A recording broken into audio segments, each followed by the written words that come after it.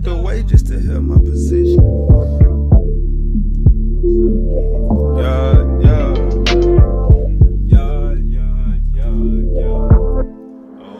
Out this world Go out the way just to help my position. When I was broke, I just knew I would get it. That hate shit you want ain't no good for my spirit. It is what it is, I got tired of forgiving. Mouth full of ghost crackers smiling and glisten. Out with the old, my phone jumping this Wednesday. Knew I was special, just needed to listen. Lift up a latch and detaching the ceiling. Super Dushani, the motherfucking greatest. This my new rental, don't care, I drag racing. In your apartment, I'm popping the latest. Started finessing, so that's how we played it. Stepped envelopes, got it right on my brothers. No competition, we shine with each other. So many nights had my mind in the gutter. Mama told me like, boy, keep it together. Link with a big booty freak, it's whatever. Bet like a ring, we ain't cutting, we wrestle. Call my connect, need a package of pressure. Mind on my money, you know how I'm stepping. Took your advice, but I really ain't need it. You in my presence, 1K, how you keep it? Act like a star so they don't treat me basic. Bills late, niggas start getting creative. Go out the way just to help my position.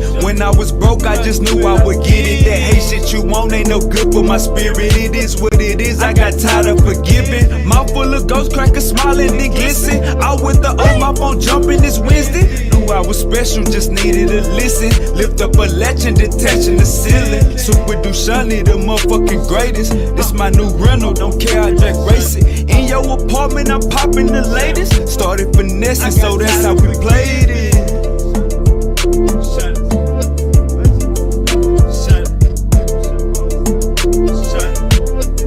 I'm detaching the ceiling.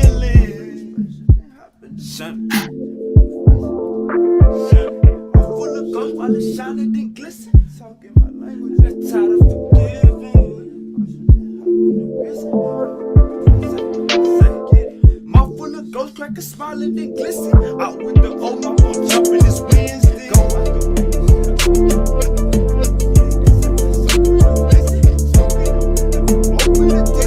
It's what it is, I got tired of forgiving.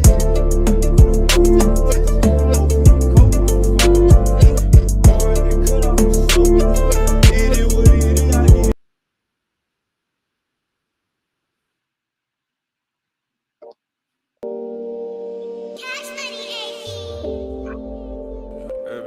Erday shit.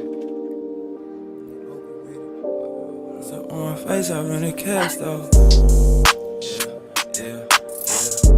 Test up on my face, I've been a cast off. I just asked you reply, what you rap about? Walk in, take a seat in my trap house. Blind lead the blind, I just chose the bag rock. Wake up, rent due, gotta work my ass off. Ain't tryna favor expectations, gotta stand out. Tumbling in that cell too long, gotta get my mans out. He on the block working, tryna get them grams out. It's all gon' make sense later, the scale win out. Running through baggies, I might serve with no baggie. Running through establishments and hook the cold batty. Bitch thought she was legit but had the old addict. All us playing patty cake, they asking what's the pack today. This my new shit, now I ain't tryna elaborate. Been feeling like a castaway, got bodies too that passed away. They ain't really in the fronts and things, can you rock blunt and things? Hello? What you said? Bet. Up on my face, I've been.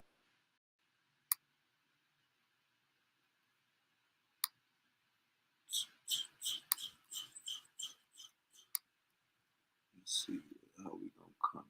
How we gonna come. Where my light at? Where my light at?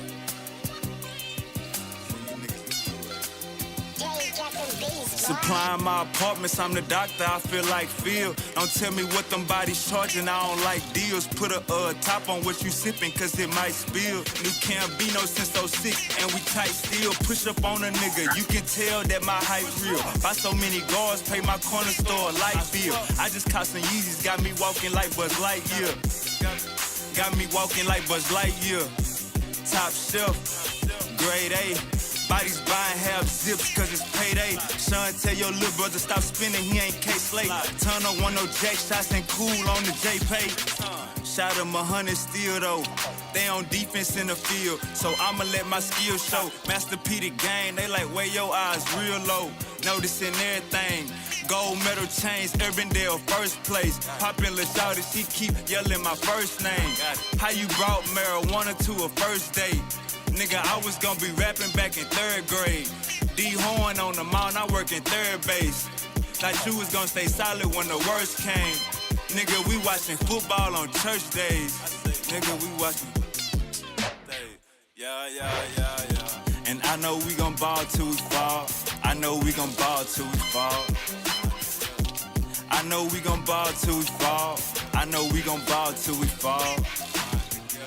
Cause I can see the snake still, and I can see the hate still. I'ma make a way still. I'ma make a way still. Yeah, thought I told you I'm a businessman.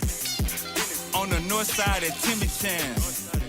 Why they moving off of his command? I can put you on the pension plan. More bars than a prison van. Hair growing like my image found. Comedic portraits, fuck percentage, what a portion.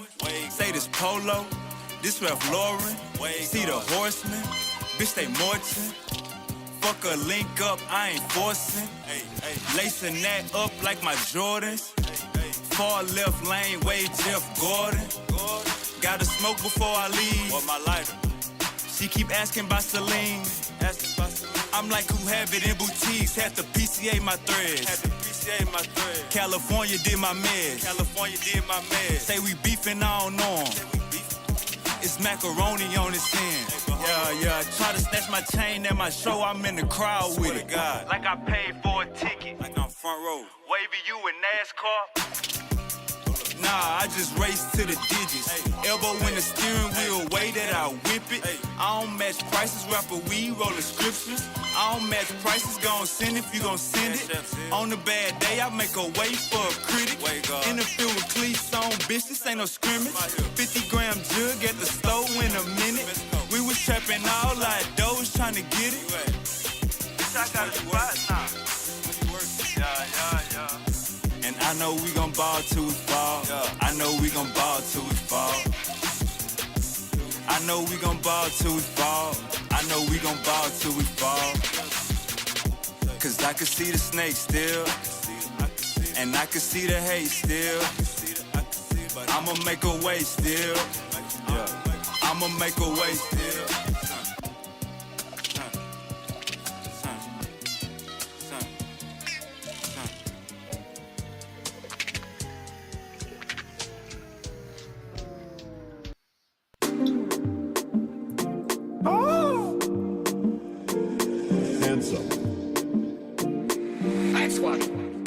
For the love of money, for the love of money, for the love of money, for the love of money. Welcome to the shop, nice to meet y'all. Wipe your dust off your sneakers. Trap niggas picking up beach calls. I know blind body seen dog. Let that paper stack feet tall. She do that thing, get a reward. Errday, we them D-boys. Cause we are, cause we are. Do that thing, get a reward. Errday, we them D-boys. Walking on green by the T.O. Look at Wade, bout to leap, y'all. Your stylist need a recall. All I want is a good time. All this ice on should shine. Y'all got a bag tryna secure mine. They ain't never did it this way. Chop a case like a violent case. Just showing off your rib cage. Paid cash when the bill came. Welcome to the shop, nice to meet y'all. Wipe the dust off your sneakers. Trap niggas picking up beach cars. Errday, we them D-boys. We are, cause we are.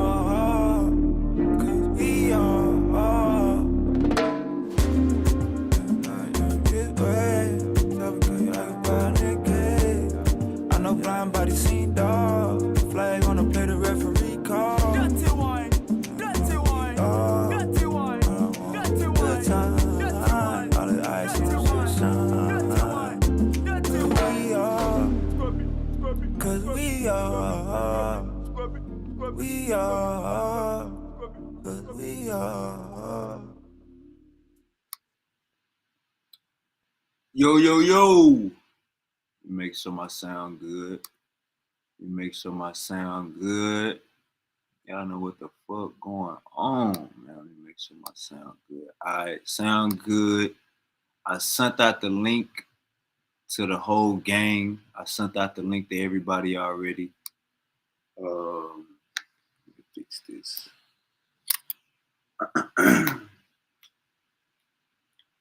We on 2%. Gotta charge that goddamn phone, boss. Gotta charge the goddamn phone, boss. 1 second.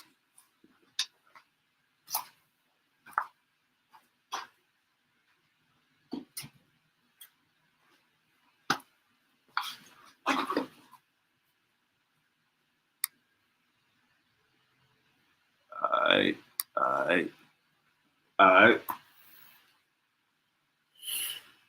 Man, we got OG in the building. Hey man, I hope everybody having a great day. I hope everybody's having a great, you know what I'm saying, holidays. Well, Uncle Shaka say, Shalom, Sabbat, Shalom, grace and peace be unto the chat and panel. Most high bless. Nah, for shit show. OG Shaka, I remember you was trying to come in yesterday.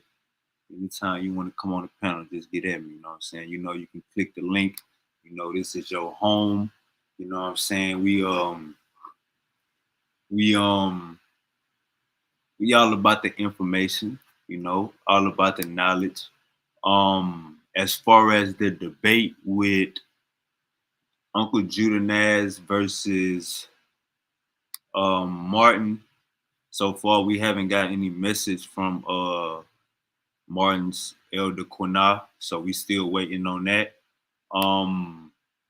Jeremiah is trying to call out Misery, and Jeremiah is trying to call out Jesse, and Jeremiah's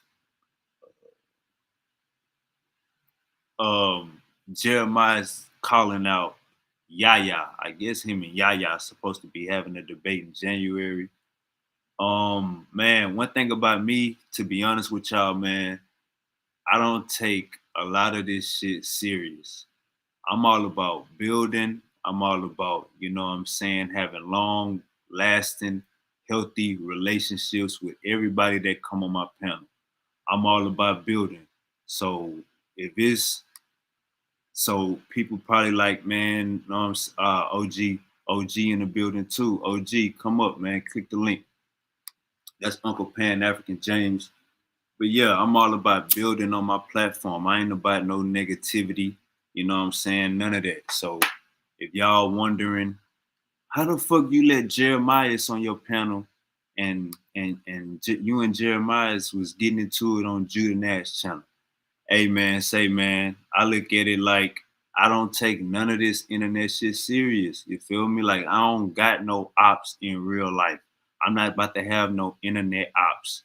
You know what I'm saying? Especially when I see that the threat ain't there, I will be a bully to keep piling on any type of, you know what I'm saying, like playing with anything like that. So I ain't got no problem with Jeremiah's. I really ain't got no problem with nobody. You know what I'm saying? Like if we fell out and you come back on the panel and you in the comment section, we good. You know what I'm saying? So I don't take none of this shit serious. None of this shit is personal. I'm all about the information. And if you all about the information, then you on the same road. You know what I'm saying? But yeah, shout out to everybody. Hope y'all had a great week. I titled this show, I'm waiting on Uncle James to get up in here. But I titled this show New Year's Resolution. Because or did I? Yeah, I did. I titled the show New Year's Resolution. You know what I'm saying? Just to get the juices flowing going into this new year. We going into this new year. We don't want to be the same person going into this new year. We don't want to, you know what I'm saying, keep having the same results. You know what I'm saying? Back to back. We not no motherfucking robots. Our ancestors didn't have a computer in their hand. Our ancestors didn't have the information that we can just go to Google or go to Meta and Facebook, or go to Ask AI or ChatGPT. Our ancestors had none of that. You know what I'm saying? So it's all about building with the information, and we standing on the shoulders of our ancestors. You know what I'm saying? That's the whole understanding over here. All right. At the end of the day, we still family. Overstood. You know what I'm saying? That's the whole goal. You know what I'm saying? Even when people come on, the panel and they be going at it, you know what I'm saying? Like, I'd rather let y'all get y'all shit out. That way the next conversation we have, all about the information. You know what I'm saying? So that's the whole understanding of my boy Jeremiah is calling people like he called that Yah. He called that Misery and Jesse. I gotta get in contact with Jesse. Definitely gotta get in contact with Jesse and let him know, man. You ain't been on the panel in a minute, but motherfuckers hollering your name and they won't smoke. You know what I'm saying? So we gonna see how they go.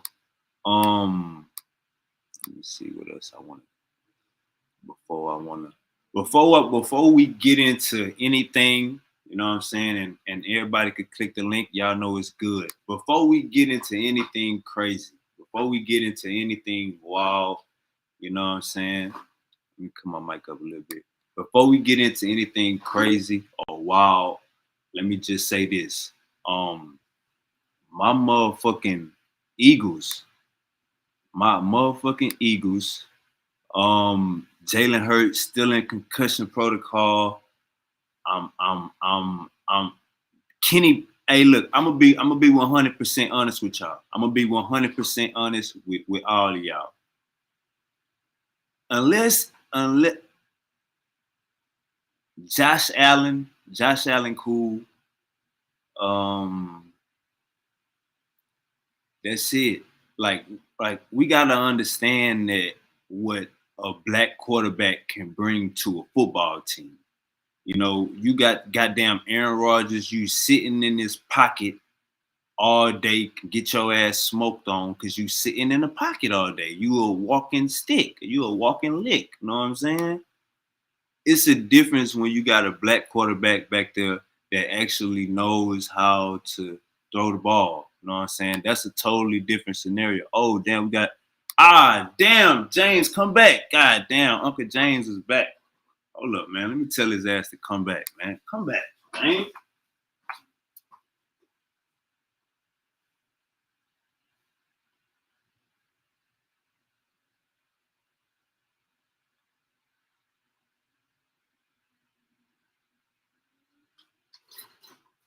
Yeah, that's the so with the so it's a reason why a lot of teams don't be good in the NFL. I'ma just completely be honest with you. If you not extending the play, getting outside of the pocket, making people miss, running for the first down, putting it all on the line, then it's gonna be real hard for you to. Then it's gonna be real hard for you to actually, you know what I'm saying, like compete in this league. All right, we got Uncle James in the building. Uncle James, you there? Yeah, peace. What's happening with you? Come on, man. Peace. What's happening with you? Hey, OG, before we even go anywhere, I want you to, you know what I'm saying, introduce yourself. It's your first time on my platform. You know what I'm saying? Go on, introduce yourself, OG. Oh, well, I'm just they call me Pan African James. That's kind of like the moniker I go up under. And that's pretty much self-explanatory. But it's really pretty much, I don't know who would I be, how could I explain this, but I'm just pretty much a regular brother from Texas. DFW area, Fort Worth to be exact, Fort Worth and Arlington.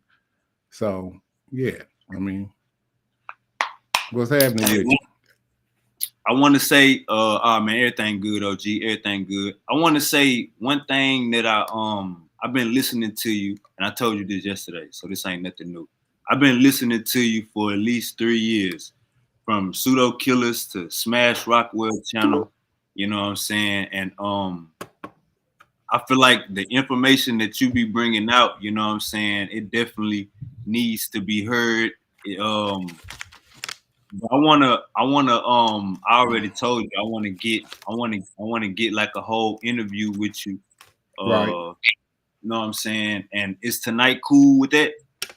I mean, I don't know. I mean, it's up to you. I mean, what you try? What type of interview? It looked like somebody popped up. Yeah, what type of interview you talking about? Pretty much just Oh, you just you want to know, ask me some questions? Is that what you mean? nah, about yeah, how about I ask you some questions and then we go from there. Oh, okay, that's cool. All right, mute out for me, Sergio. Mute out for me, Sergio. All right. The first question I want to ask: what year you graduated high school? Well, I actually didn't graduate high school.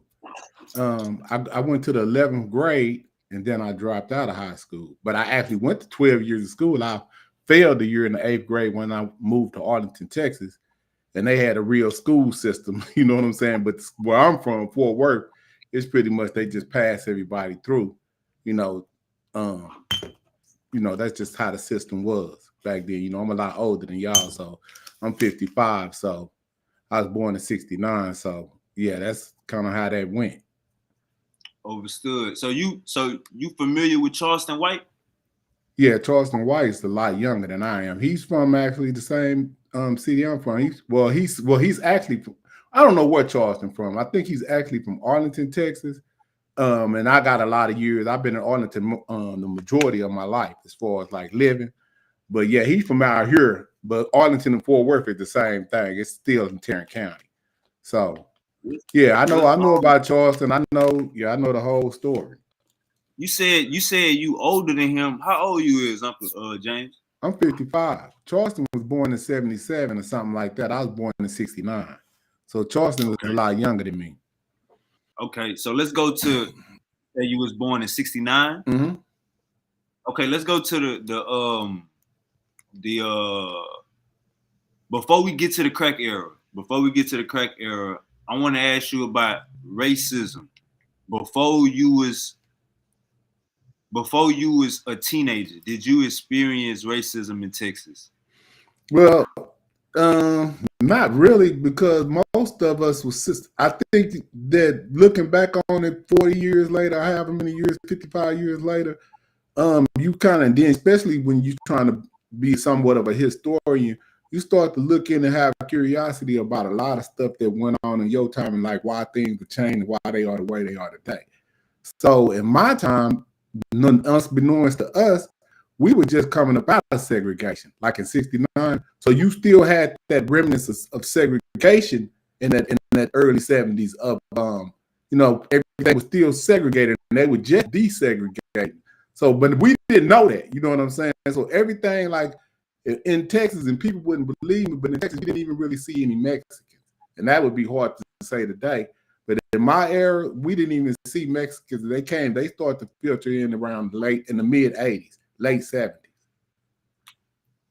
So now I didn't experience any racism because it was still all pretty much segregated to a certain degree.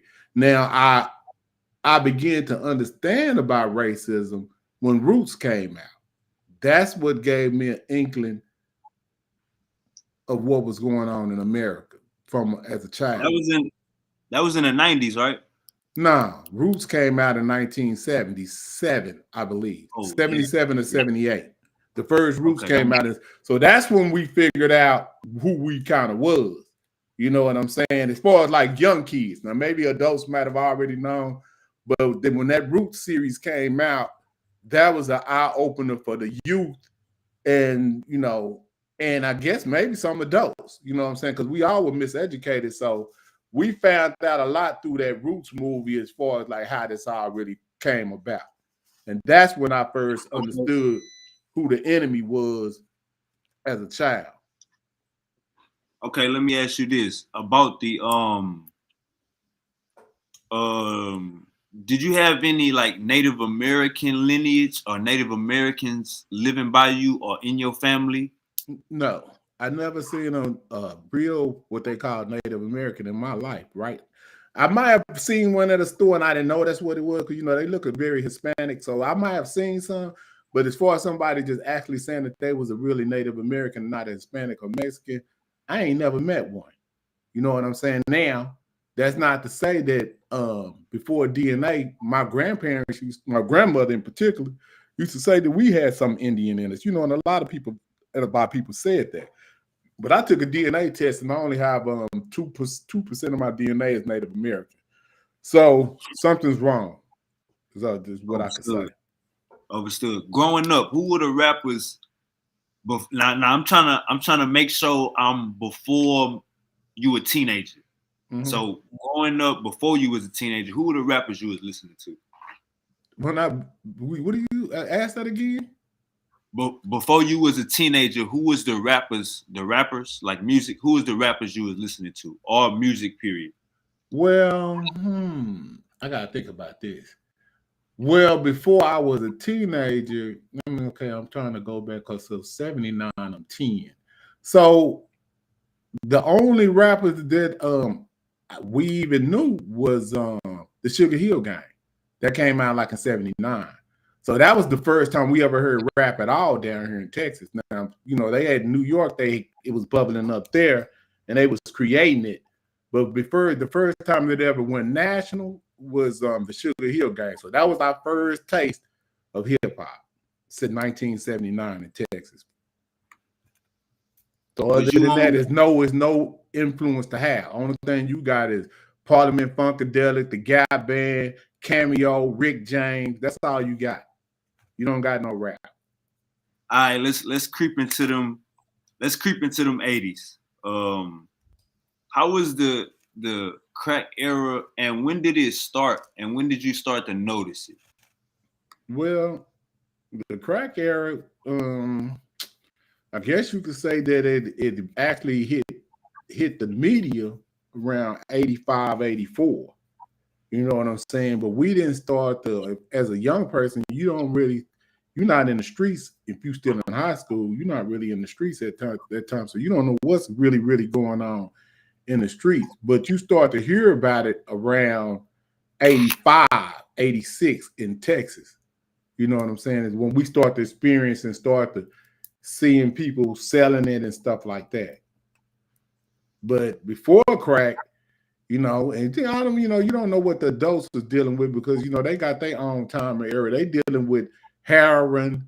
They dealing with the Superfly era and that indoctrination. You see what I'm saying? So they dealing with some drugs, but they just not dealing with crack. You know, they dealing with really basically heroin. And those are really weapons that the United States government used to poison us. And that's just really what, you know, just looking at the history now, that's one of the mechanisms that they use. We in a war, and it's not necessarily somebody coming up to you and putting a gun to your head. You know what I'm saying? It's education is all of that, or miseducation. Most definitely. Was you a fan of did you know about the stuff going on in New York as far as the Khalid Muhammad's and the any of those Malcolm X's? Was you privy to that while it was going on in real time? No. Malcolm X, you know, he died before I was born. So his legacy was already entrenched up in the whole of the United States. But you know, you still too young to even be able to grasp, but you know he's somebody great at my age. You know what I'm saying? Maybe somebody older could say something different. But at my age, we already hearing about Malcolm. We hearing about Martin.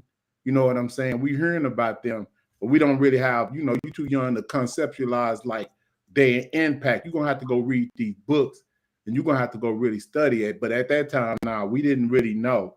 We just knew that he was from the Nation of Islam, and then he was speaking for our people. That's all we really knew about in the South. For speaking personally for myself, that's all I really knew about him.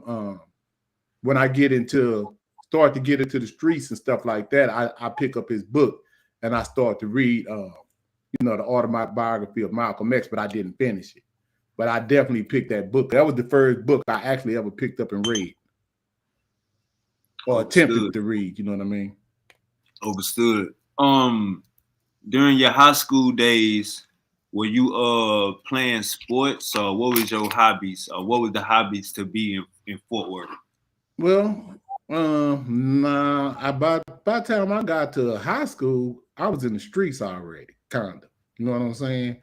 So sports wasn't something that I was into. I was in the, I was just in the really. I was in the hip hop. You know what I'm saying? Because by then hip hop is at an all time high. By the time '85 get here, you got Run DMC then came out, the Fat Boys, Houdini. You got all of it. It's just really just you just becoming it ain't no East Coast. I mean, it ain't no West Coast hip hop. Ain't no down south hip hop at like 85.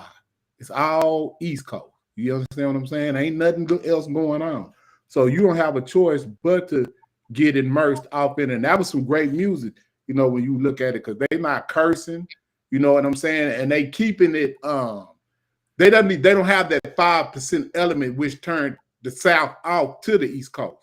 When they started to talk about the 5% information, that's what that's how they lost their dominance. They still trying to figure out what happened to them.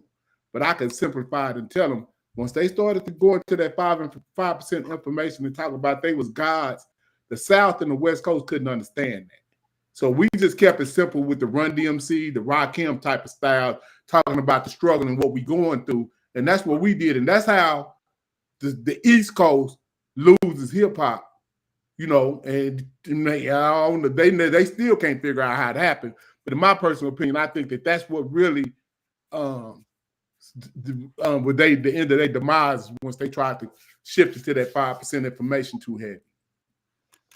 Overstood. All right, so I know it's when you say you was in the streets, it's really two types of being in the streets. Mm-hmm. It's either you in the streets getting money, or you in the streets slinging iron, crashing out. What part of in the streets what you mean by that?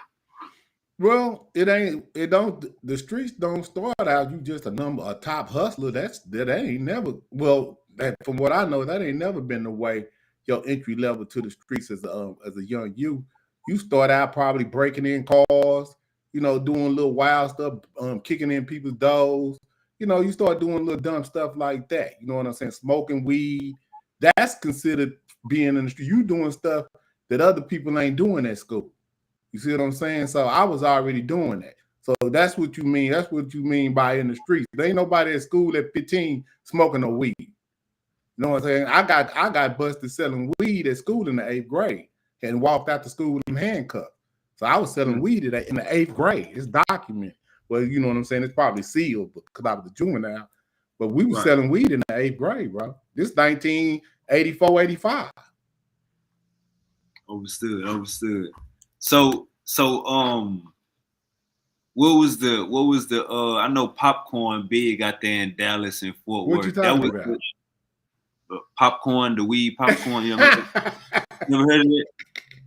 Man, you was out of control, man. You talking about something that happened in 2000. It wasn't no such thing as no popcorn or none of these names of weed that you talking about. In the 80s? No, okay. It wasn't. It ain't no hydro, ain't no endo, ain't no none of this stuff that y'all talking about. Ain't none of that. It's just weed. Okay. Good weed and regular weed. And it just depending on where you go get your weed from is the deal. It ain't no names on weed in the 80s. That you getting your weed, they call it now Mexican brick weed. That's what they call it now. But back in the day, that was regular weed for everybody. That's what everybody smoked. Okay, so it was what was the as far as you said, it was good weed and bad weed. Was both of them growing outside? I think all weed was growing outside at that time. There's no hydroponic. We don't have none of that in the 80s. Hydroponic comes out in like maybe in Texas. Now, I'm not saying that they wasn't going on in California, but in Texas, we didn't get hold to it. We didn't find out about that until the mid-90s. Hold on, let me mute out real quick. This is my mom. Hold on. All right. No problem. No sweat. We got this Pan-African James interview. You know what I'm saying? Y'all tune in, tap in. You know what I'm saying? Got a great story to tell. You know what I'm saying? And if you from where we from, man, we live how we living. You understand it. You gonna understand it off the bat. You know All what right, I'm back. saying? All right, you back. All right, so you were saying we didn't get hydroponics until the mid 90s, you said? Yeah, stuff like that didn't happen to the mid 90s, late 90s. Okay.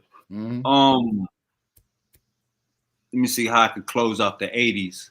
So all throughout the 80s, you didn't experience no racism firsthand? No, I didn't say that. Well, because see, the early 80s is when I actually started to experience the racism, because we moved from Fort Worth to Arlington, and that's the suburbs, right? So the suburbs back in them days, that's where all the Europeans stayed at. You see what I'm saying? So it's a different scenario. It's like me being like a fish out of water, is what that was like. So I'm off in a. We moved into first we moved into an apartment, but everybody out here, maybe I would say the first school I went to out here, it was 5 black people in the school, in middle school. You see what I'm saying? Yeah. So the first school when we moved out here, we moved to them apartments, and on the south side of Arlington, and it was about 5 black people that was at the school. Then we moved back to Fort Worth for a while, and then we moved back to Arlington again, but this time on the north side. And when we moved to the north side, it was more black people over there, because that's where they actually had the slave quarters. Come to find out later, this is where they kept the slave quarters. They call it the ghetto, Lower Arlington. But that's where all the slaves for the white people in Arlington, because of segregation, you got an area where you got to be at. So you start to look into all these little country towns, they always got a section where the black people be at. Those are remnants of slavery. We don't understand it, but that's what it was. So when I moved to the north side of Arlington, when we moved out of Fort, we moved for the second time, we moved to North Arlington, it was more black people there because that's where the slave quarters was there. So that's where all of their children was going to school on the north side. So it was a lot better experience when I moved to the north side. But dealing with the racism that you got to deal with when you move into a predominantly European area, it's very shocking to somebody that's been around around their people for, So that's when I started to deal with the racism, early 80s. It was like, if you say you 14 and you walking because you can't get a car, 13, 14, this is what type of stuff so you walking through these, just walking around, you might have a friend's house you walking over. Like I said, I was in the streets early, so I would be walking late at night. I might be walking in the summertime at 2, 3 in the morning. You know what I'm saying? So if the police see you, they're going to walk. You walking. They're going to pull you over walking. And where you going? You know what I'm saying? Now, I'm staying at this time, we moved out the apartment. We moved into a $100,000 house in the 80s. You don't understand the significance of some black people living in this neighborhood. But if I showed you this neighborhood in the 80s and the neighborhood that I was walking to, they didn't even believe I belonged in the neighborhood. So they said, okay, well, if that's where you're going, hop in the car and we're going to take you there and see if this is where you stay. Hey, Uncle Shaka. Let me knock out this interview and then I want you to come back. Let me knock out this interview real quick. So that's the type of racism that you would deal with. You would deal with white people, well, the younger people that maybe even that I went to school with. By the time we get to the 9th, 10th grade, they got cars because they rich. And I mean literally rich. These kids are driving to school with Porsches, Cadillacs, BMWs.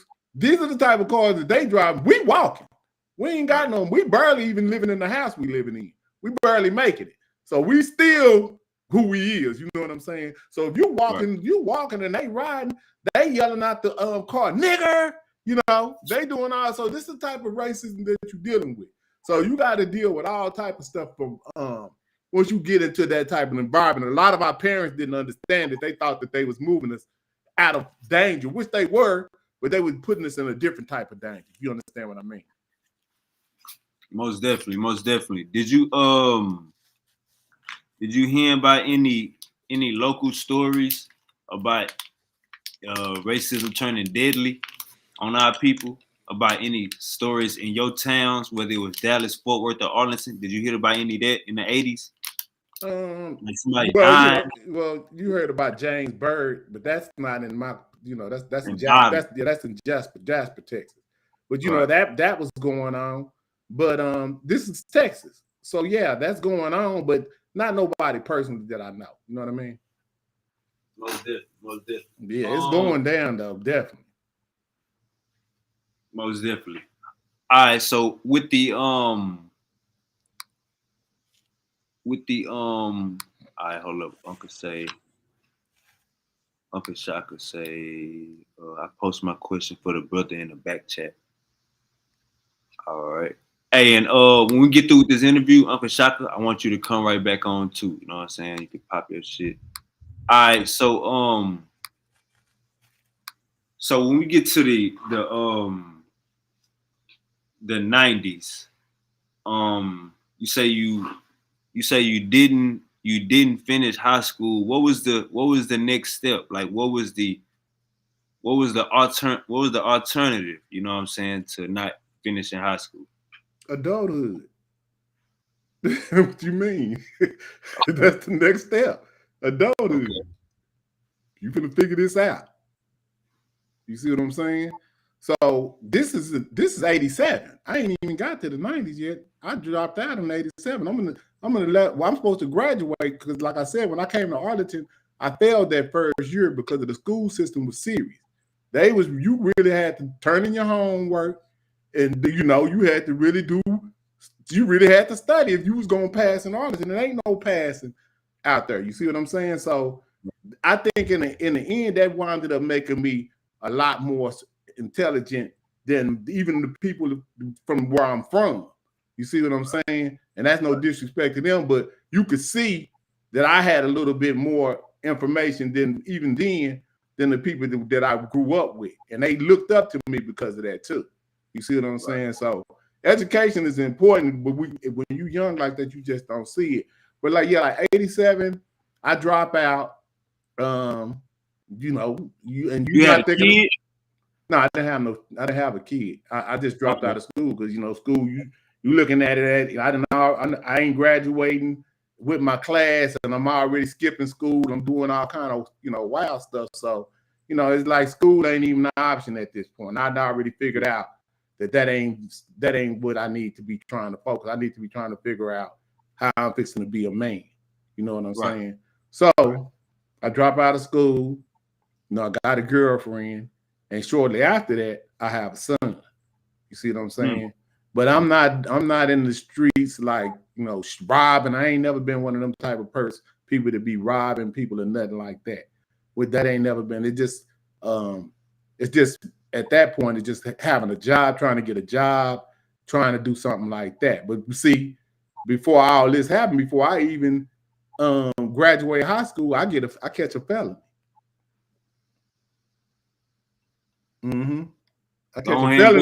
I catch a felony in the summer before I drop out of school. Burglary of a building. Okay.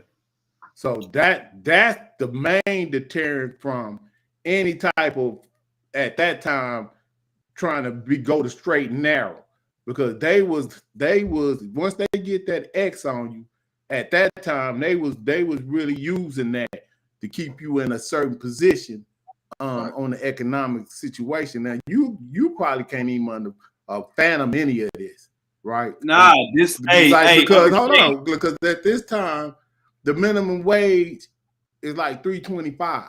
So you don't even understand. You don't understand none of this. It's like $3.25. Imagine that. I'm gonna say this. Let me say this. I feel like your first point about what was your first point? You said the first time you said you can't imagine this. You was talking about what was the first time you said you can't imagine this? What you was talking about? I was talking about imagining $3.25 as a minimum wage. That's what I was. Nah, that was the second time you said that. What the first thing right before you said that? What you said? I'm not sure because I'm not sure what you asking me. But I was talking about 87 coming out of school. You said you can't fathom. I wound up catching a felony, and before I even graduated. Oh, okay, I got you. On the felony part, when you said you can't even fathom that, this is the first time you said you can't fathom that. Nah, it's the same thing going on right now as far as being pigeonholed, you know what I'm saying, with that X on your back, and even probation. But that's what I was about to get into. Did you end up signing for probation? But that second thing about the 325 minimum wage, that was kind of what I was trying to understand, because like if you gonna drop out of school and you already knowing jobs ain't paying enough, you had to have a plan. Nah, ain't no plan when you a kid and you don't know nothing. You know that. You think you know everything, but you don't know nothing. So it is what it is. So you get out. I mean, that felony happened at 16. So I'm already filling out applications and getting turned down for the type of jobs that I want. You know what I'm saying? And then I'm not in school, so I'm working at McDonald's. Like, yo, you like, that's for kids. You know what I'm saying? Working at Six Flags and, you know, working at Wet n Wild or any type of amusement parks, all that's kid job. I need to be working at a manly type job. See, this is what we on as men. Manly type job, somebody could take care of my family and I ain't got to be in the street. But guess what? That ain't what they want.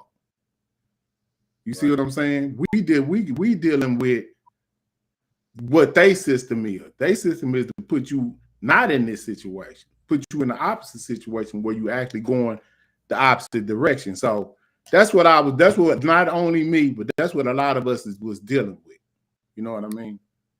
But after I graduate, I already had a felony, looking for a job. Then I had a son, you know what I'm saying? And, you know, shit, still working, you know what I'm saying? But I wound up getting a job at a t-shirt factory, and they was paying us maybe $425, maybe $450, $475, you know.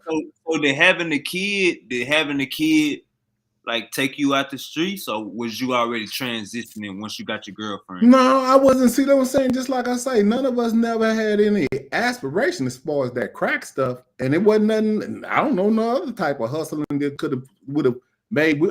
Being in the streets was nobody in the late 80s idea what we was going to do. We didn't even know, especially a young person. We didn't know. Maybe them other brothers that was already in their 20s, they had already got acclimated to the street. But us, people that was like born in the late 60s, early 70s, we wasn't aspiring to be no drug dealers. That wasn't nothing that nobody even aspired to, just was trying to be. We was trying to be on the straight and narrow like everybody else. But that ain't America's plan. So you see what I'm saying? And we too young to understand what America's plan is. We don't know that Reagan then signed this deal with the Contras to drop the price of cocaine down to the lowest it's ever been in American history, so that the poor people can congest it, sell it, for them to be able to buy arms. But we don't know none of this. See, this is the history and you know, retrospect that we know now. But at the time that this is going on, we don't know nothing about that. We just know that they're not giving us no jobs. But man, everybody that's selling crack right now, they winning. Right. They talking about, man, I just made $1,000 last night. And so mathematically, what are you gonna do?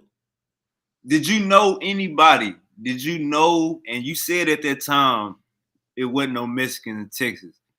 So did you know anybody that had access to boats or going off into Cuba or Colombia? No. That's all of United States operation. We don't, you know, we don't make no boats, guns, none of that.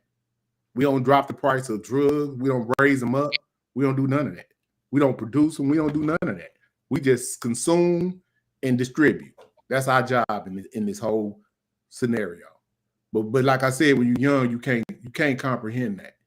And that's where they get you. It's just like if you think about nature, you look at the lions or the lion, when they go out to hunt, if they just see a fawn just drop out the womb, that's an easy meal. The infant, it's the easiest meal for them to catch for the day. And that's what we are. You know what I'm saying? They don't want to mess with somebody like me that done got some wisdom, and they want to keep people like me away from y'all. That's why y'all calling us old niggas and shit. You see what I'm saying? Y'all don't want to listen to people that already been through the same plight that you've been through that can guide you through this wilderness called America. They don't want us to be able to teach y'all that. Because the drill music ain't nothing but the gangster rap era repackaged. We can see it, and we could have told y'all, but we old niggas. We done had our time. You see what I'm saying? So we got to start listening to people, and everybody that's old ain't wise. You know what I'm saying? So I ain't saying listen to everybody because they old, but you got to find somebody that you can listen to that's making some sense. That's all I'm saying. That's why we coming up out of the 80s. Like I said, I'm working a job. I'm working, but I got a son, and like I said, I'm making $4.25 an hour, and I'm looking around, and everybody's getting ahead is doing something else. You know what I'm saying? It ain't no excuse. You know what I'm saying? But that's just what happened. You know what I'm saying? And I first started selling drugs, selling crack in. Let me go back because that ain't really how it happened. So first, we started experimenting with crack, meaning smoking it. That's how it happened. We first started experimenting with crack because everybody was smoking Primos and stuff like that. But then you start to see the effects of what this is doing to your friends, your family, and everybody that you look up to. You start to see it. So then you got a choice. Do I want to be a consumer or do I want to be a supplier? You got that kind of choice. Now, a lot of people, they didn't already hit the pipe, so it's over. Once you hit the pipe back then, it was a wrap for you. You know what I'm saying? Huh? Hey, Sergio, when I get through with this interview, I'm going to bring you back up, Sergio. Come back up in like 30, 45 minutes. Yeah, but I'm just saying this. I'm just giving you some history on how the context of what everybody was dealing with. OG, pop your shit. You good? Yeah, everybody was either having the choices to make at that particular time. Either you was going to be a consumer, or you was going to be, which is a victim, or you going to be a distributor and somebody that's trying to use that to better your family's position. You see what I'm saying? And those were the choices you had at that time. So you got, when you get to the 90s, you got Biggie saying either you got a wicked jump shot or you slaying crack rock. You know what I'm saying? That's morphed up out of that. He in the 90s saying it. But that was the choices that we had.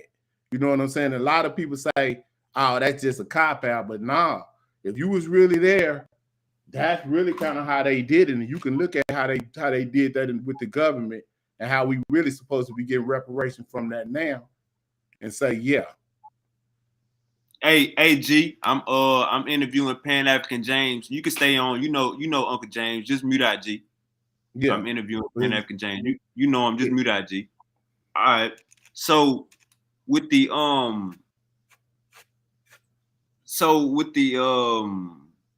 right. So you said you jumped into the game. Is there a point in time where you it was getting too hot and you had to stop, or you felt like the game was good going throughout the 90s? No, it ain't no. Well, see, like I said, man, it's real messed up because either which way, it's an addiction. It's an addiction for the money, and it's an addiction if you hooked on the drug. So they got you either which way. You see what I'm saying? And when you find out they got you, if you're smart, you'll figure that out once you finally get caught and go to jail. See what I'm saying? And that's what happened. So I catch my first case, I think, like in 90, 91 for some crack. That was my first case. I caught that at 90, 91. So how was the time? Were they bamming y'all? Were they lenient?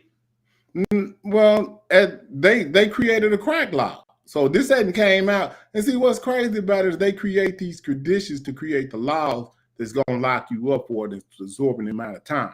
But they did all this is the plan, though. See, you got to be. This is what's crazy about it. It's all the plan because the community, like, man, y'all got to do something about this. This is out of control. This is what the people, the citizens, is saying.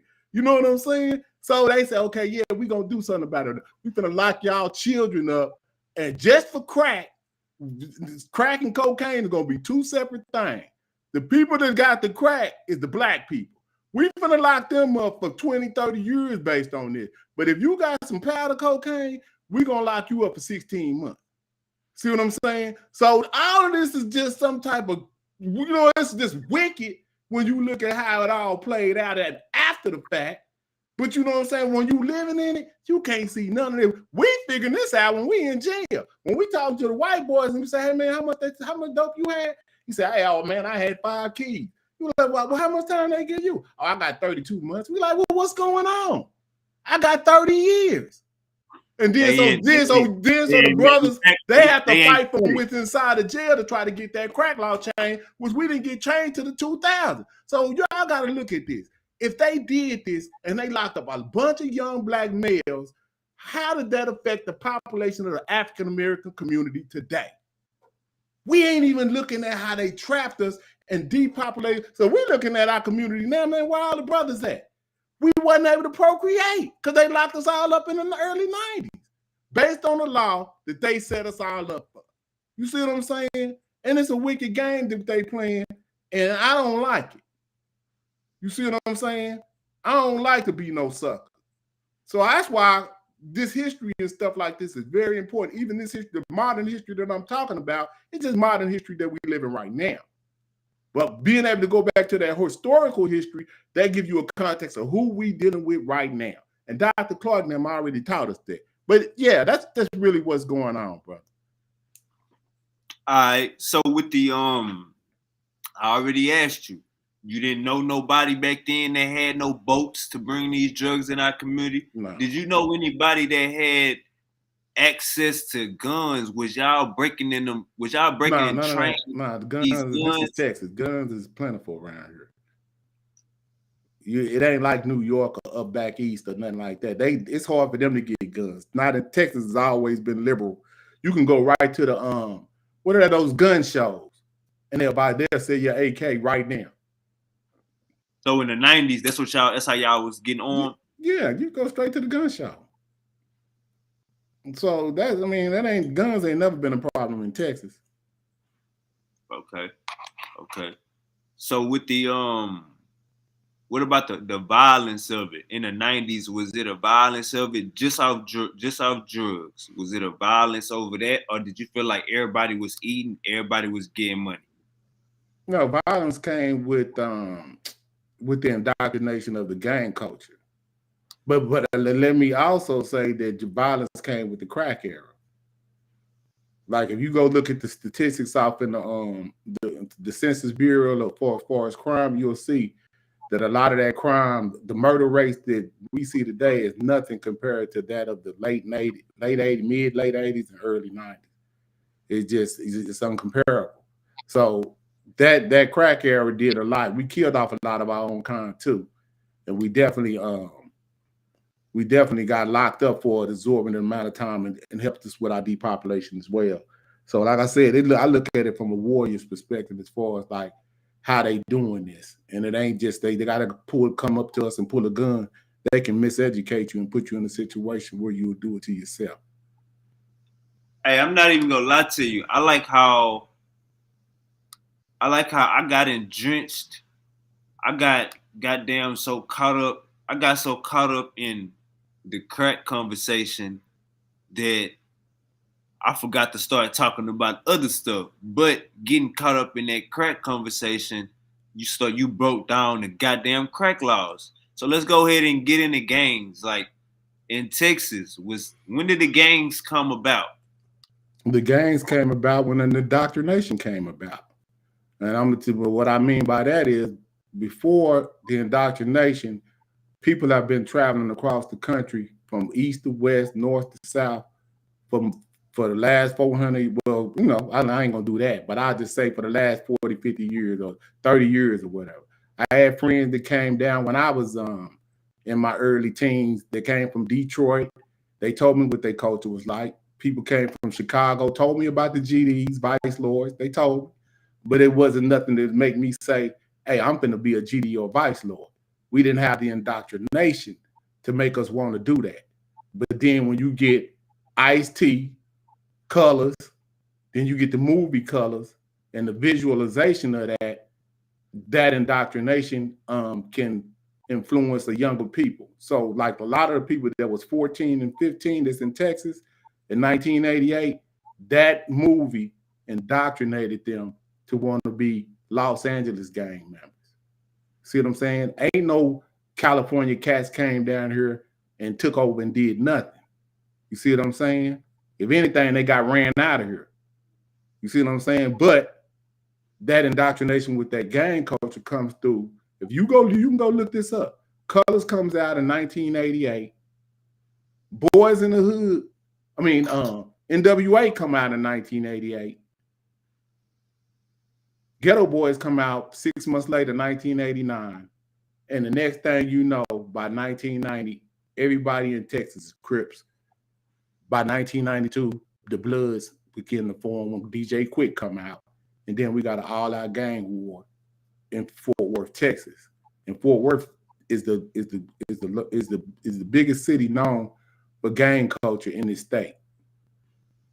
It gets it early and even before Houston to a degree. You know OG Percy from Fort Worth? I don't know him. I know of him. You know, from YouTube, saying? Right? Yeah, that's not. I don't know what's up with him, homie. But you know, some of the things he say, you know, is true. Some of the things he says is not true. Just like Charleston, I can give you a whole rundown on Charleston. Any of these type of people. Yeah, I think OG Percy like Charleston White age, and you said you no. OG Percy is my age. Me and OG Percy. Oh, yeah? Me and OG Percy the same exact age. He's a little bit younger than me. Okay. Percy might be 5 or 6 months younger than me. Okay. So when Charleston talk about Fort Worth history, he's talking about it from a child's perspective. He wasn't even in the streets in 1988, 90. If you was born in 77, by 87, you 10. You see what I'm saying? 88, you 11. 80, what are you doing? You see what I'm saying? So 89, 90, 91, you by 14. So he went to juvenile, when he was 14. Matter of fact, I got a what you call a different channel from my Pan-African Design channel. It's called 817 Street History. And what I do is I just deal with the history from Fort Worth. And I put the first video of Charleston White when he did what he did at the Forum 303 Mall in Arlington, Texas, when they shot that white man and killed him. I put that video on the internet. Okay. From that incident that happened. But that's right around the corner from where I live today. That's in Arlington. That's not in Fort Worth. A lot of motherfucking YouTube content creators probably got the damn source from your video. Yeah, if you go look at the video, they're gonna say this the Charleston White murder. This the Charleston White murder. This is where he did what he said he did at. Yeah, but that was right in Arlington, man. Right around the corner. He was a kid when he did that. Okay.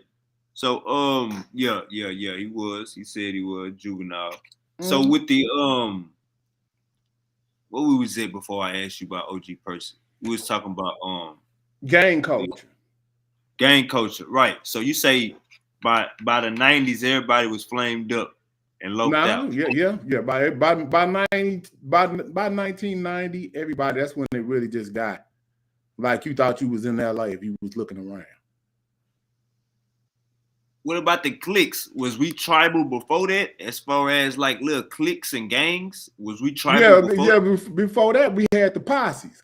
See, it was the posses, and then see where we get the posses from is from the Jamaicans, the Jamaican posse. They came to the Americas, and they by storm from New York, Dallas.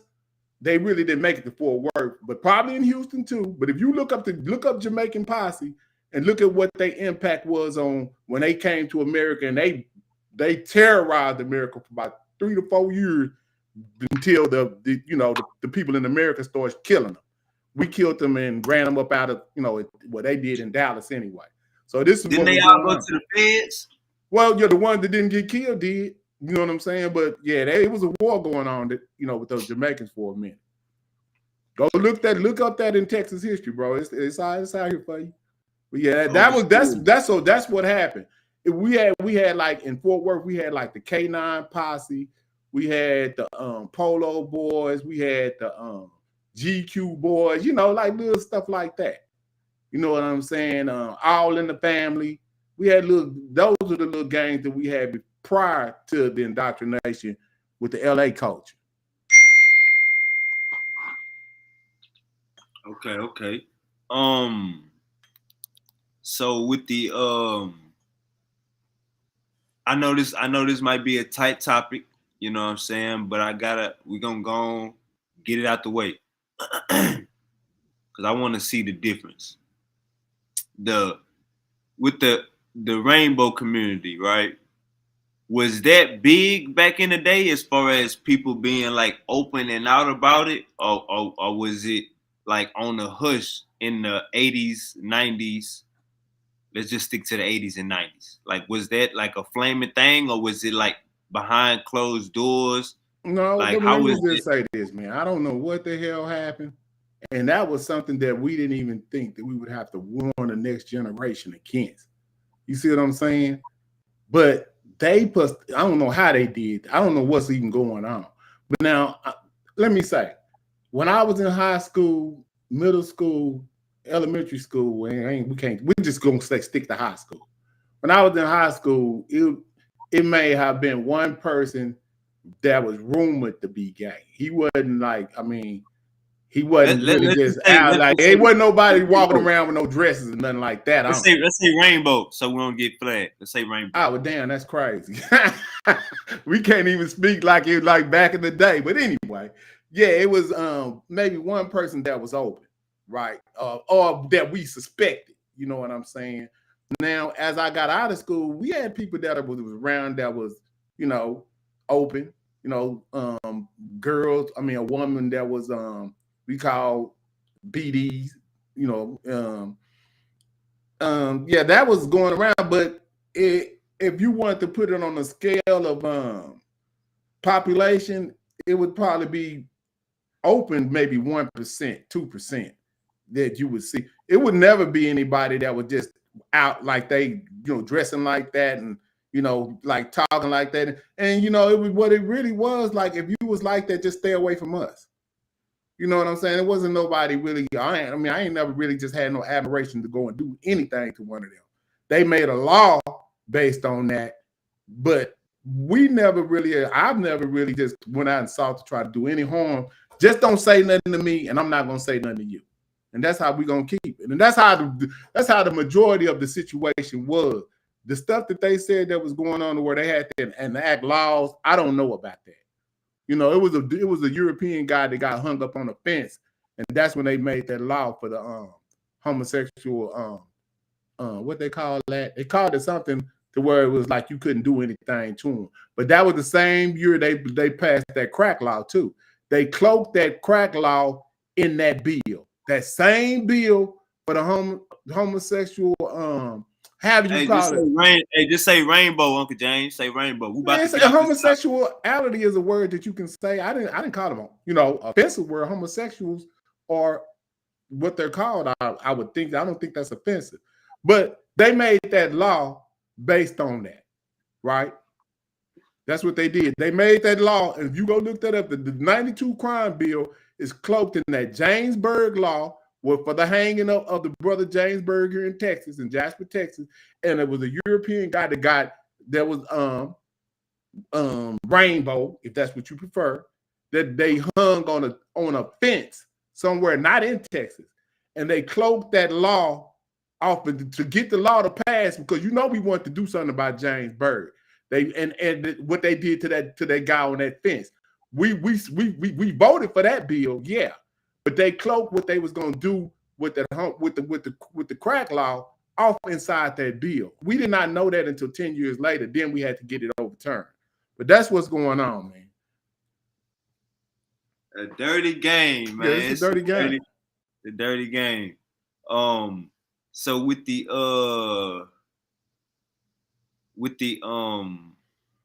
and I know how they be cloaking them bills because they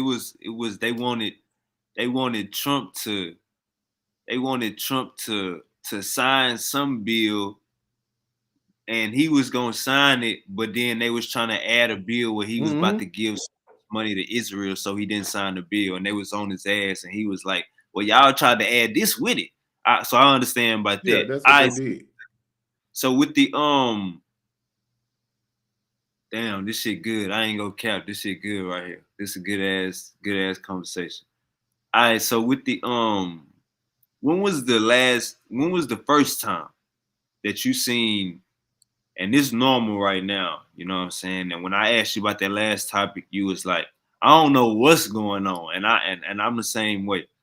When was the first time you seen somebody that looked like you, dressed like you, and you thought was straight, but his nails is painted? When was the first time you seen that? I don't know. You know, I don't get out much down, but that stuff started happening in the 2000s. You know what I'm saying?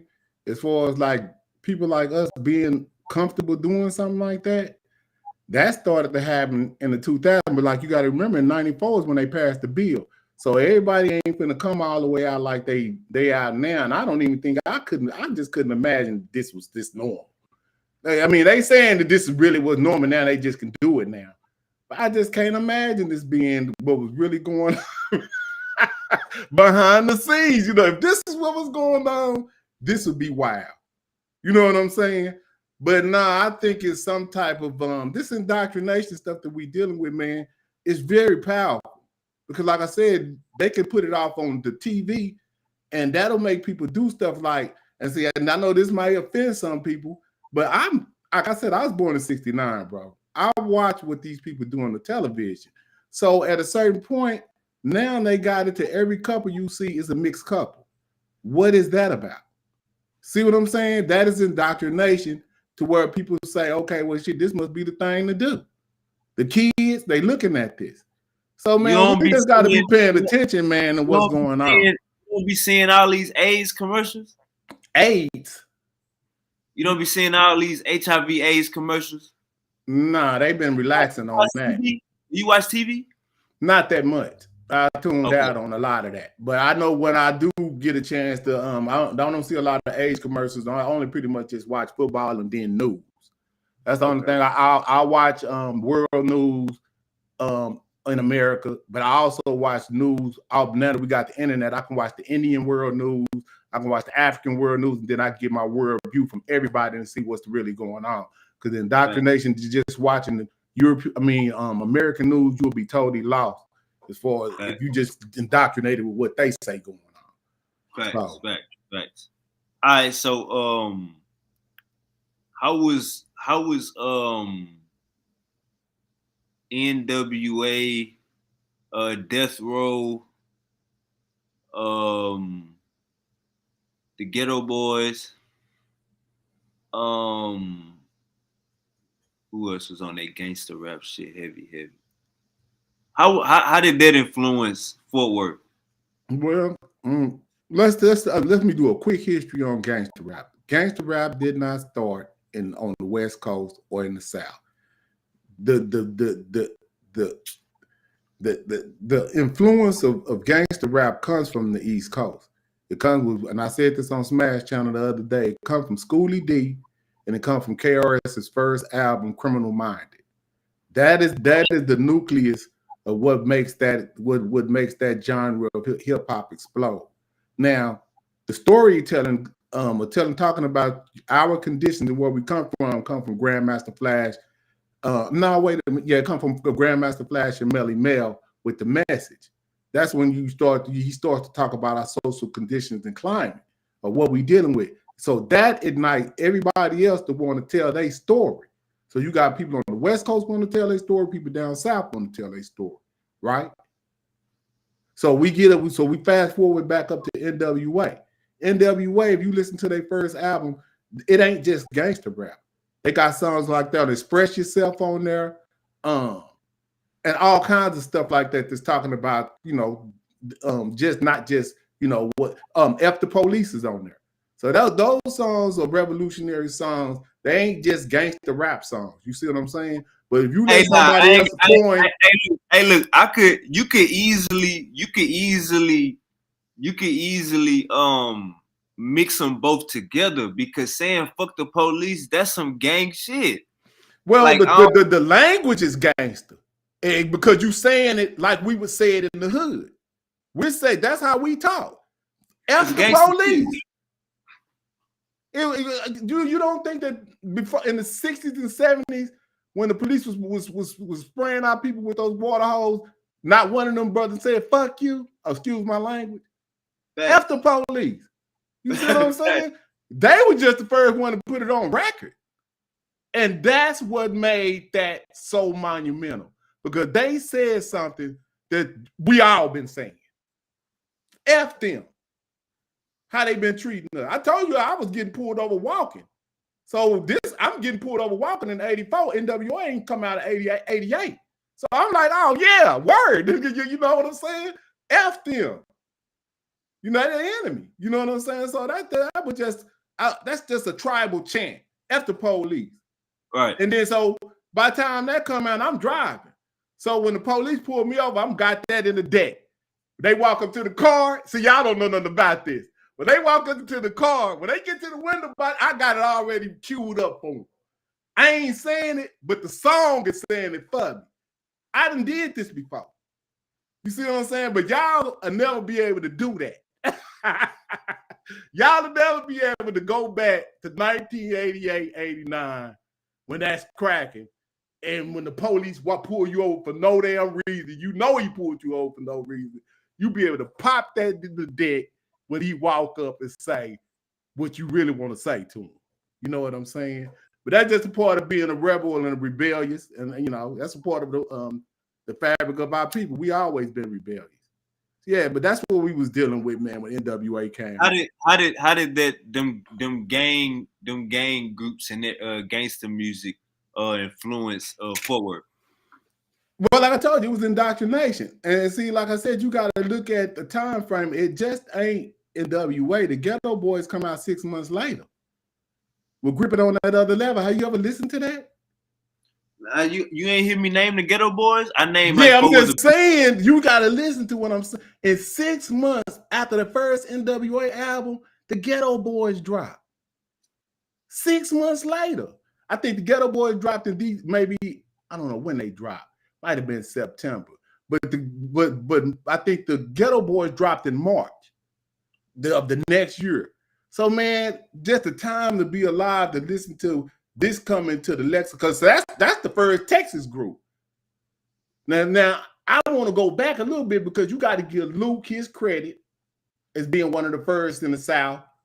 But he wasn't doing like what we call gang. He was doing like what you call dance music, booty shaking music, bounce music, bass music. They called it bass music in they call it bounce in New York. New Orleans. But it's bass music in Florida, bounce music in New Orleans. But that's all dance music for women. See what I'm saying? But those type of, hey, we want some Doodoo Brown, all of those types, all of that vulgar language that y'all attributing just to the West Coast is going on in the South in 86. But y'all don't know that. You see what I'm saying? Luke, if you go look up, y'all, anybody listen, you go look up Luke come out in 86 with all that. Me So Horny and all. That's before listen to what Luke talking about. They tried to ban the man. He had to go to the Supreme Court. Right. This the South. You see what I'm saying? But I don't like how nowadays Texas don't get the respect that I don't think it get the respect that it, as far as the chronology of history, as far as hip hop. Texas, they always talk about Atlanta like Atlanta is the beginning of Southern hip hop. But Texas was out 10 years before anybody in Atlanta, probably almost, well, I wouldn't say 10, 5 years before anybody in Atlanta even came off the porch, besides Chris Cross. You know what I'm saying? So I wouldn't even add Chris Cross in nothing major. You know what I'm saying? That was just some kids. Got Uncle Shaka. Uncle Shaka say, he from Chicago. He say when we really got hip to Texas, it was the Ghetto Boys because of Larry Bernard Hooper. Right. Yeah, and they always say that Chicago was the first to embrace the Rap-A-Lot family. You know what I'm saying? So that was just, but to me, man, that's like tribalism. So let's just think about it from a tribalistic perspective, right? Okay, now that we're gonna go all the way back to Africa with this analogy, right? Now they used to say that Africans could use the drum to communicate amongst villages, right? So you might not be close enough to me, but I could do a beat and you could understand what I was saying, and then the next village would do a beat and then respond to you. This is what I ain't never seen this happen, but they said that they could do this, right? So when New York came up with that beat they came up with, which is hip hop, it's only natural that other Africans catch on to that beat from the west to the south, mimic it and make it their own. And that's what happened. You know what I'm saying? But we couldn't see it at the time. And man, y'all just don't know how it's volatile this time in history I'm talking about. Because the East Coast was so territorial with the hip hop that they didn't want to acknowledge nobody else, that could do that. You know what I'm saying? And when we started to do it in a great fashion, they couldn't accept it until they had to. You see what I'm saying? So that's why you gotta, anything you want, you're gonna have to give respect for it. Nobody's gonna give it to you, white people included, and our own people. You know what I'm saying? That shit is crazy, but that's just the way that I think that we wired. You know what I mean? All right, my boy King Hercules say Amos Wilson said the black on black criminal is just like the white man in blackface. That's a fact. That's a fact. That's a fact. So all right, so he also posted this comment. We can get on this before we get off the gangster rap. He say, actually, we do have to acknowledge the negative effect that rap music had on us. Why do we ignore that side? I don't think he was ignoring that side. I think he I just told you that through the music they indoctrinated us with negative tribalism. They didn't let the Black Power type stuff come out. You see what I'm saying? When they was like, I don't think that the Lynch Mob could put that album out that they put out now. Some of the albums that got put out, I don't think that they could even put these albums out today. You need to go back and listen to that Lynch Mob album and listen to what they saying on there. That type of music will get some brothers together. You see what I'm saying? They push the negative and suppress the positive. And that's their job. But we got to understand that. That ain't on them, that's on us. All right. So I seen on your Facebook page. We're gonna kind of close up the timeline and get into some other topics. I seen on your Facebook page you had posted a picture of you in the club. What year was that when you was in the club? That probably was like 99. 99. So would you say that was when you was in your prime in 99? Yeah, probably so. Not physically in my prime, but in my prime as far as having an understanding of street culture. Yeah. I was in my prime at that point. What was the times like in 99 in Fort Worth or wherever you was at? What do you mean? Like what were the times as far as like the setting of the life? Like what was everybody on? What was the mood of the okay. So see, I'm gonna tell you this, man. This is crazy because like a lot of stuff y'all don't even be understanding. The stuff that just started happening. So let me get so if you want to go to the late 90s and just skip through the whole mid 90s, but by the late 90s, the strip club era came into effect. Right now, before the 90s, black men and the South, or maybe I need to just speak for Texas, but we didn't go to strip clubs. We thought that was for what you call that, suckers or tricks. And so that's the type of language we would use if you went and gave a woman any kind of money. That's how we used to think. Like you go back even to earlier times, black men didn't supposedly perform oral sex on women. We didn't even do that. We was like, nah, that's for white people. Y'all don't even know. I'm telling y'all, this really how we was thinking, though. Huh? Pimp C said everything you just said the last minute. Pimp C said, yeah, this is how we was really thinking, though. But I don't know, and I'm gonna put this out here that I think that maybe Players Club, the movie, maybe ushered in the strip club as being something acceptable for black people to go to. Because prior to that, bro, I never had been to a strip club until late 90s, ever. But so what happened is I wound up catching another case, and I wound up going to the penitentiary. So when I get out the penitentiary, the strip club era is in full swing, right? And so I get out. One of the homies. Hey, hold up. How much time you did? I ain't do nothing but a year, and that was, that's because I was a little bit more advanced from, than most people. I only got a year for that. But either which way, so when I get out, one of the homies come by, and lace me up on what's going on in the streets, on what's going on otherwise. So he telling me about, the strip club scene. And I'm telling him, man, we don't, man. You know what I'm saying?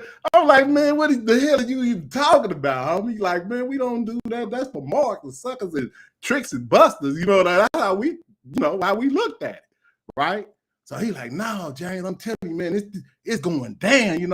I mean, you got to go see this for yourself. He's like, this is amazing. This is the way he's talking about this, right? So we sit in the car. So I'm like, okay, so. But at this time, I had just got out. I'm probably a week out. So I'm just chilling, and then, so it takes me a minute, get acclimated back to what's going on. And so by the time I get acclimated, I fall up in the strip club. And it, just like he said, it was just like going in Players Club or something for the first time.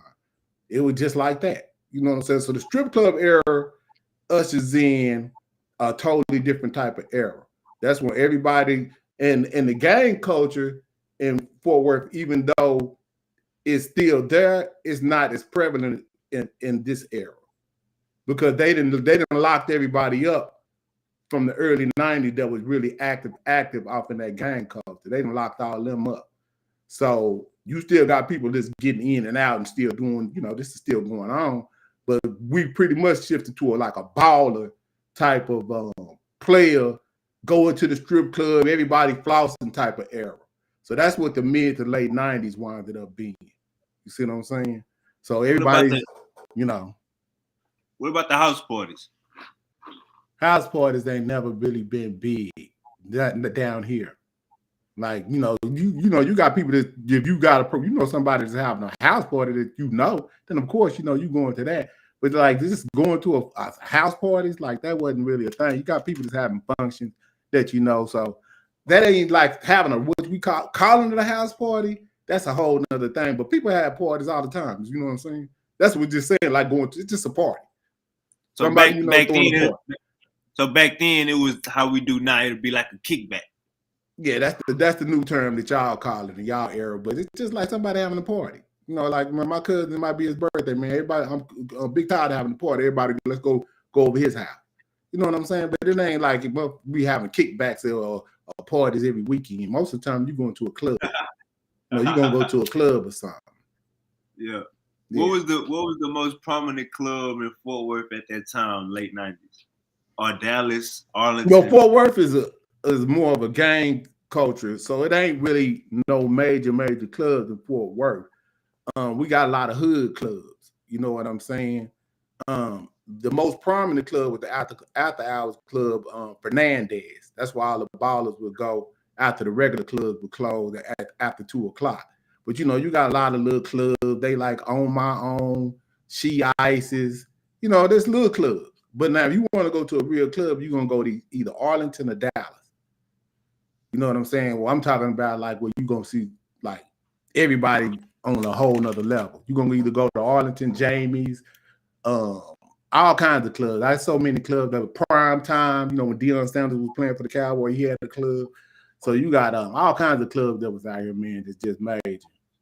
I can't even name them all.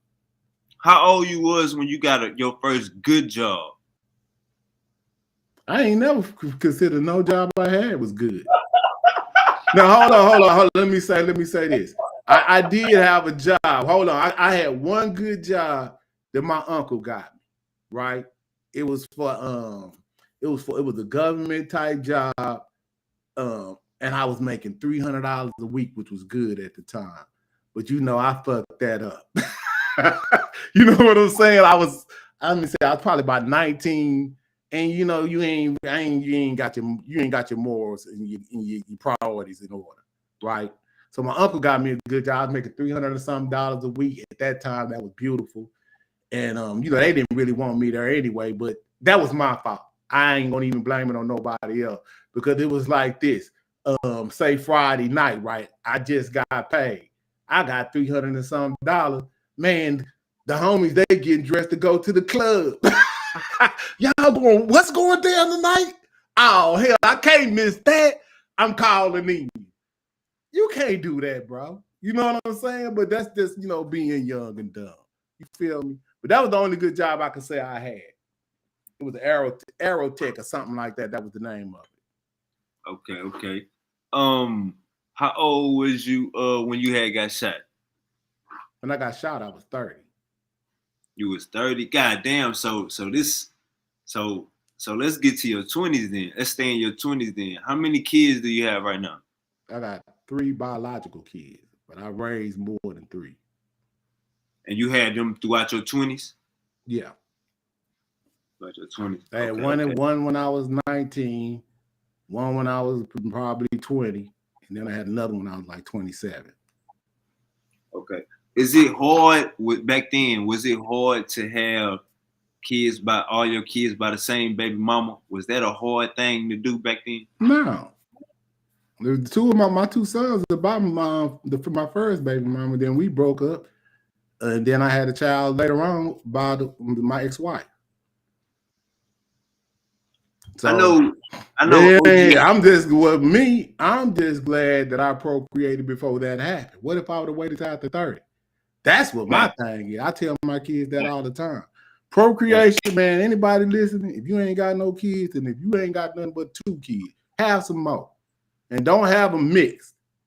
That's my own. That's what I was doing. Yeah, have them like hold on, James, hold on, Uncle James. You don't want to deal with that. Hold on, Uncle James. That's what I was getting into. OG Percy, I believe. Nah, I think OG Percy just like Mexican girls. But Charleston White got a Mexican baby mama. You know what I'm saying? So when did you start seeing Mexicans in Fort Worth? Late 70s, early 80s. Oh, so they've been there, goddamn. Basically, they started trickling in late 70s, early 80s. And I'm talking about like very few people. Like I could show you my house. Matter of fact, you could probably even go look on my Facebook page to see when I was on the north side of Fort Worth and going to Kirkpatrick Elementary. And that whole classroom is all black people. Maybe one white person, 1 or 2 white people in the whole thing. I might have been 1 Mexican girl. But what I'm saying is if you go to the north side to that same school today, it's like 95% Hispanic. Was that back then? Was that a hood school? Would you say? Yeah, it's Fort Worth public school system, so district. So it's just a regular public school. But what I'm talking about is the population make the school. So back then on the north side, we were with a lot of black people on the north side based on what you look at the school. Everybody dropping their kids, unless Mexicans weren't taking their kids to school or something. But I'm asking, was that area predominantly black people? Like it was the hood? Were you talking about the north Fort Worth?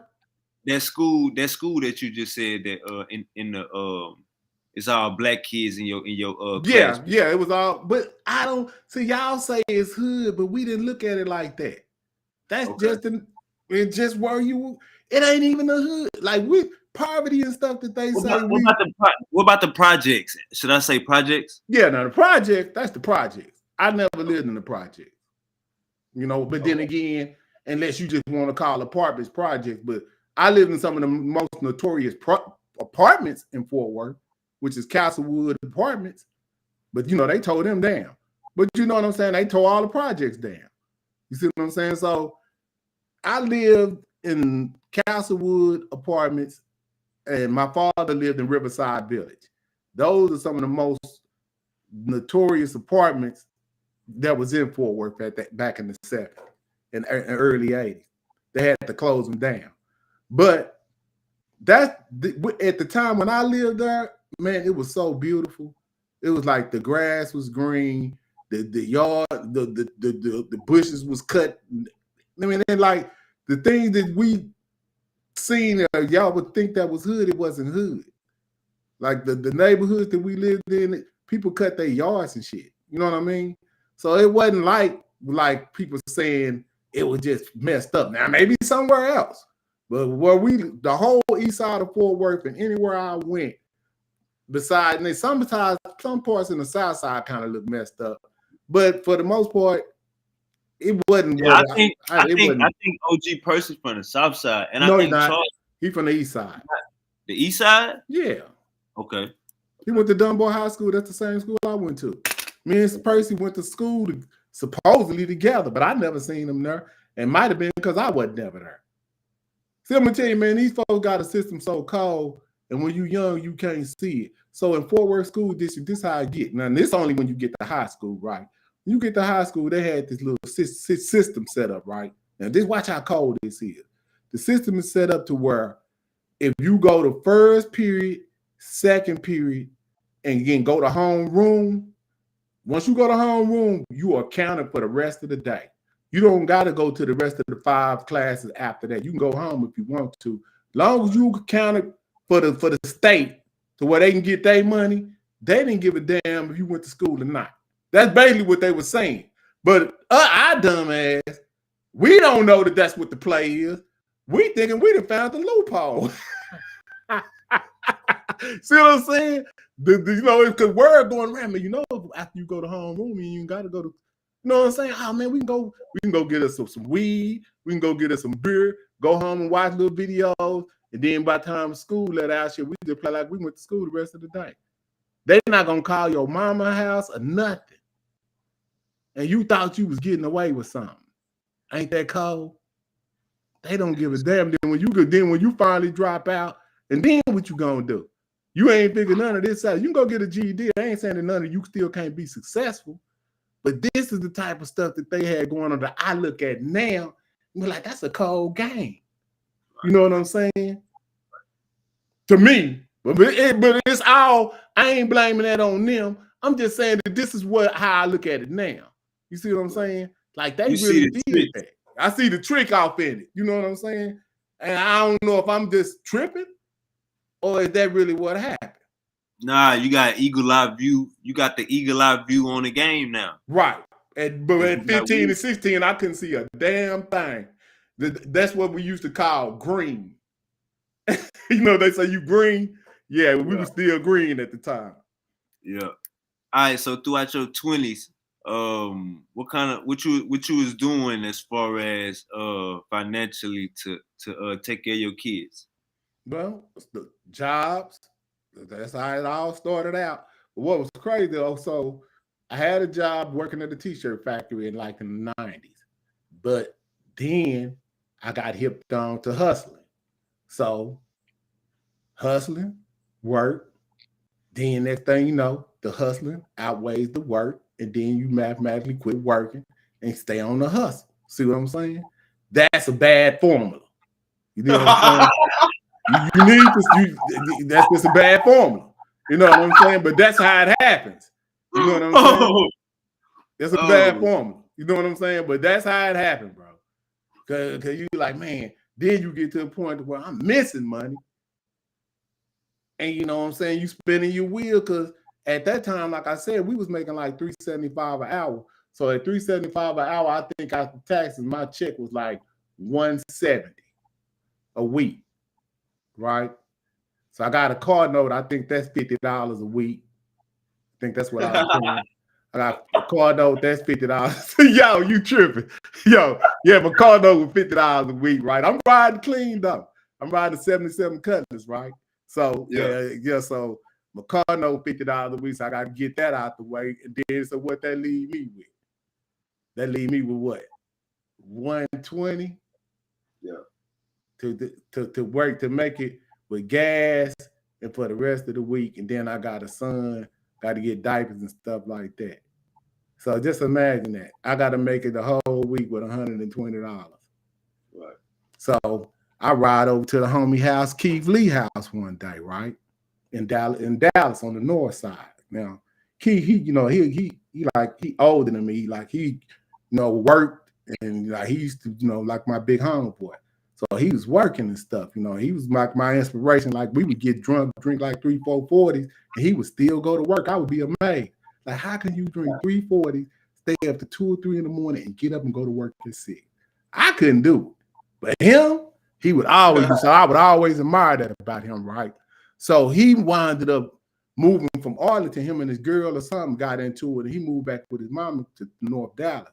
So that's still my homeboy. So when I got my car, I started driving to North Dallas and going to see my homie, right? So one morning, I pull up at the house, right? They got this metal fence in front of the yard, right? And then you could drive in through the driveway part, but you got to walk around the fence to get to the house. So when I pull up and jump out. And as I'm walking to the door, only thing I see is a whole bunch of money ripped up. I'm talking about dollar bills, green, $1 bill. It's ripped up and it's all over the front yard. Before I get to the door, this is what I'm walking on, money. And it's ripped up and it's in ones. So I knock on the door and ask Keith, like, yo, what's going on? You know what I'm saying? With this, this money. And he said, oh, man, that's my brother Kurt. He said he don't fuck with ones. He said he don't fuck with ones. What is he doing? Because I just got out work and I got 120. This is all I got to make it. And he ripping up ones and throwing it in the front yard drunk and tripping the night before. So, so they was hustling. You know what I'm saying? And my big homeboy, he showed me what they was doing. And so the next thing I know, I'm taking, before I even go pay my car note, I'm taking that 175, 172 or whatever, buying me 350s and flipping that. And then by the end of the week, by the time Sunday come, I got 600 and I'm paying my car note. See what I'm saying? And that's what happened. And you can tell that's a true story. You see what I'm saying? That's how I wound up selling drugs. Seeing some shit like that and been telling you what my situation was. You see what I'm saying? I was like, I ain't never seen nobody just have a disregard for money like that. So yeah, that's how it happened, homie. That's how I wound up. And so I started out selling drugs in Dallas, Texas. But then they wound up catching a murder case. And then so once they got a murder case, then I wound up coming back this way, back west. Arlington, Fort Worth. All right. So go and tell us about the situation when you got shot. Okay. So that's fast forwarding to the 2000. So 2000 at this time, like I said, I done figured the streets out as far as that part of it, so how to make money. Because, I'm telling you that story, that was in the 90s. But this is 10 years later. So I done already figured out, how to, sustain and make money at a large amount, so to speak. And, once you become wealthy in the game, so to speak, you become a target, right? Oh, look, what's the most amount of money you ever had in your hands at one time? Well, you can't hold that type of money in your hands, but probably I would say probably about 150, thousand.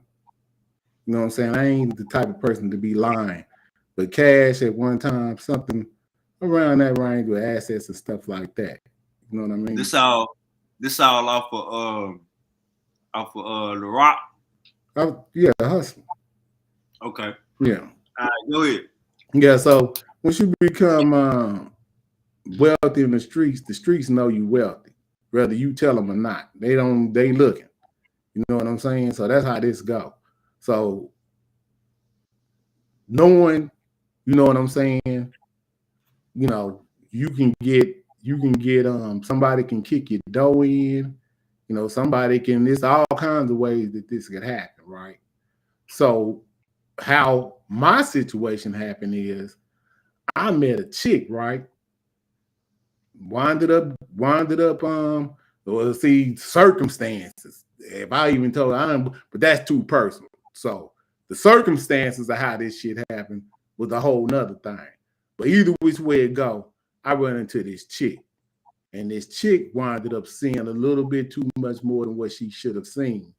And she winded up setting me up, right? So she called me and asked me to come over to her mother's house. And then when I popped up over her mother's house, she asked me to give her and her cousin a ride to the store.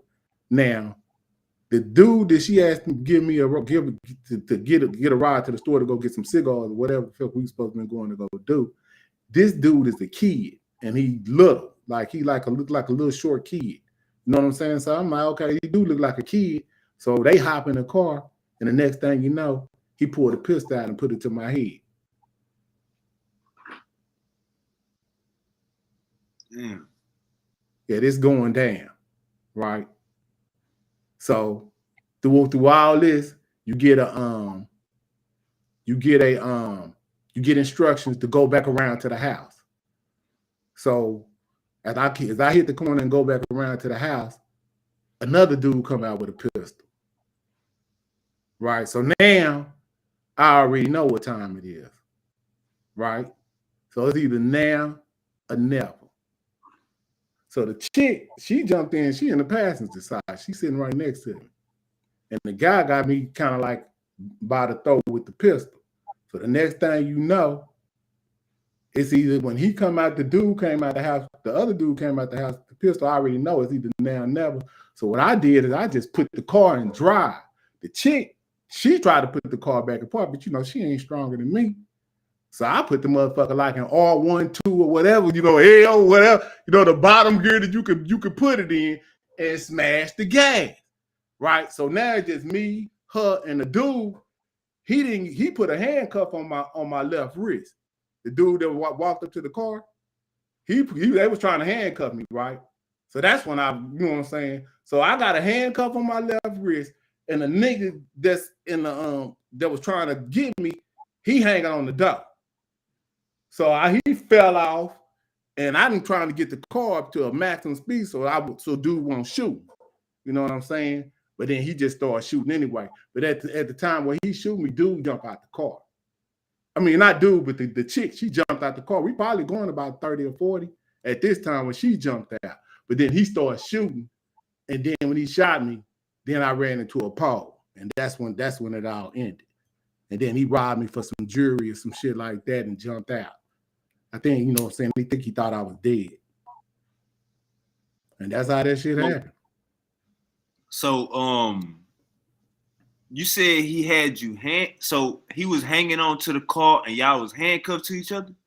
No, it was two dudes, right? But I told you the other dude that came out the house, he had the handcuffs and another pistol. And he was the dude that was trying to handcuff me, right? And so they could, you know, abduct me or whatever, you know, however the shit go. You know, now in my line of work, this is normal. So I don't nobody be thinking I'm tripping or nothing, because this is how this shit go. So before this even happened to me, I already had an idea what was going to happen. Once you get to a certain level, it's only certain ways out of this. Either you're going to be dead or you're going to be doing 30 years like my peers or the people that I know that already got this type of time. So I wasn't tripping about that. I already expected it. What I didn't expect is to be in a motherfucking wheelchair. That's what I didn't expect. I expected to be dead or doing maybe 30 years, and then maybe I get out and try to figure this shit out later on. But, you know, the ancestors got another plan, and it was a grand plan because I got a chance to see my kids not behind no bars or either be dead, because found out that it was valuable to be around because some of the stuff that happened after that 2000. I look at life as like I died in 2000, right? And I'm basically reborn again in a whole nother fashion. But during that 2000, if you seen the shit that I done seen from 2000 to 2025, you would be motherfucking amazed. And all Hey, the so shit, let me all the ask shit you that this. I done had to go through, and all the stuff that I done did that was fabulous. And you know, it's just a trip. Let me ask you this. All right, so you said the girl was in the passenger seat. Mm-hmm. You said you had a dude behind you. Yeah, that's the little dude that got in the Little car. dude. Yeah, he was like 15, 16. He was 16 at the time. So when you started driving off, that was the little dude that started shooting.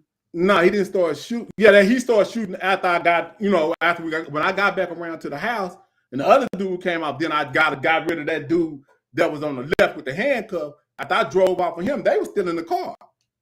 I wish he could have jumped his mark ass out, and then it was just being me and a girl, and then she could have jumped her ass out later. You see what I'm saying? But he didn't jump out. He was still in the car. But if he'd have jumped out like he was going, when I'd have hit the gas, he'd have been out the car.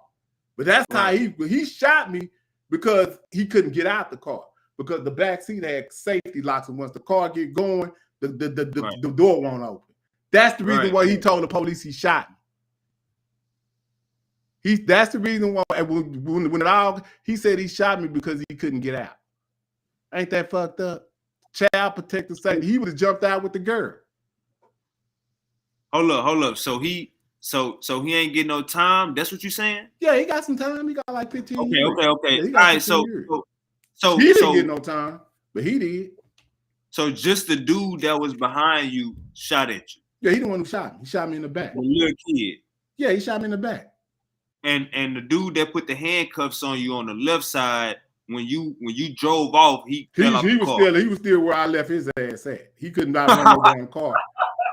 I wish he'd have tried to jump in front. I'd have ran his ass off. I got you. So the dude, the little kid that was behind you, that you was giving a ride to the store, where he shot you at? In the back. I got shot 6 times. 6 times? Yeah, I got shot 6 times in the back. God damn, man. What kind of, did they say what kind of gun he had? Nah. So, and you say this was a little kid, like 15, well, 16. I wouldn't say he was a little kid. He's a little short guy. At the time he did this, he was 16, 17 years old. He's not grown. I don't think he's grown. I don't think he was 18. Yeah, he was like 17 years old, something like that when he did it. Right. But I was doing wild shit when I was 17 too. So, you know, it is. I ain't never shot nobody though. I ain't never tried to rob no brother. That's one thing. So I think I grew up in a different area where we used to try to do shit to other people. That's that we were gonna do something with a gun. We're gonna rob somebody else. I'm not gonna rob no black lady, try to take her purse. That ain't never been. But see, when you get a certain era, by the time the 2000 comes, it's all messed up. I was just doing, but I ain't saying because we was doing wild shit back then too, to each other. I got people that was doing stuff that I was doing. They got robbed and kidnapped. I can show you the history of it. That's what happened when you become a prominent person in your community as far as selling drugs too. You become a target. So like I said, it's just part. That's how. Billy Billions, Wave. I got a weird question. My mama just kicked me out. Can you give me some tips? All right, man. Goddamn. Call your auntie, call a cousin, call your last resort is a female friend. Call your girlfriend if you have to, but try to call your auntie, your cousin, your uncle. You know what I'm saying? Somebody next to kin. Try to call somebody next to kin. Shit, you know, friends, everything. You got a tight homie. Shit, you anybody at that point. Yeah, just you know what I'm saying. Just try to and you know you got that one auntie that's her door always open. You know you got that one family member, their door always open. So this is a real life situation, my brother. Just try to call somebody else. Maybe you and your mama going through it, but your auntie will understand, and in the end, your auntie gonna know that's what's best than you being on the street. You feel me? So hit your auntie up, your favorite auntie, your favorite grandma. You know what I'm saying? If you gotta walk to their house, that's better than being on the street overnight. You know what I'm saying? On this Friday night. So yeah, man, hit a family member up, G. Billy Billions. I hope everything go right, man. Check in with me, goddamn. All right, so did you have to take the stand during the trial or anything? Yeah, but I didn't want nothing I could tell him. I didn't even know, dude. You know what I'm saying? So I didn't have no information to really tell them. They asked me how I wound up over there. I just told them that. Next thing I know, I had a gun to my head. That's all I can tell you. Then who can tell you what's going on with the people that came out that damn house? It was 2 dudes that got arrested for this, or No, just one dude. I thought you said a dude had handcuffed. He didn't tell on him. I don't know him. I don't know him, and I don't know the dude who. I didn't know the dude who shot him. The only person I knew was the chicks whose house I went over. Okay, so when you ran into the tree, was you conscious or was you unconscious? I was conscious. You was conscious. So did you seen the dude reach over you to get out the car and all that? Yeah. Okay. Damn, man, that's a wild situation, Uncle James. What kind of car was you in? I was in a what we call under bucket. I was in like a dynasty. A bucket. Yeah, it wasn't, but it really wasn't no bucket though. It looked nice. It just looked discreet. That's how you really want to move. You don't want to be riding around like people be envisioned like people from the streets is done. Like once you've been in the streets long enough, you try to move in a different type of way. So they envision, oh man, he was riding around on Dayton's, and no, you don't do nothing like that. You trying to suppress your what you call it. Only people who know what you're doing are the people who know. It's like people that never heard this story before were probably in shock because they didn't even know. And like that's why I really a lot of people that do a lot of antagonistic stuff as far as like how they try to, say I know that they ain't never had the type of life that they ain't never had. I know, you know what I'm saying? Because you could tell by the way how people conduct themselves if they've ever been in any type of real environment like myself. You know what I'm saying? So I don't never really have to, you just asked me to do this, but I don't go around telling people, this type of information. Right. You know what I'm saying? You're right. I'm the one that asked you to even, you know what I'm saying, get this open and have this interview. All right, so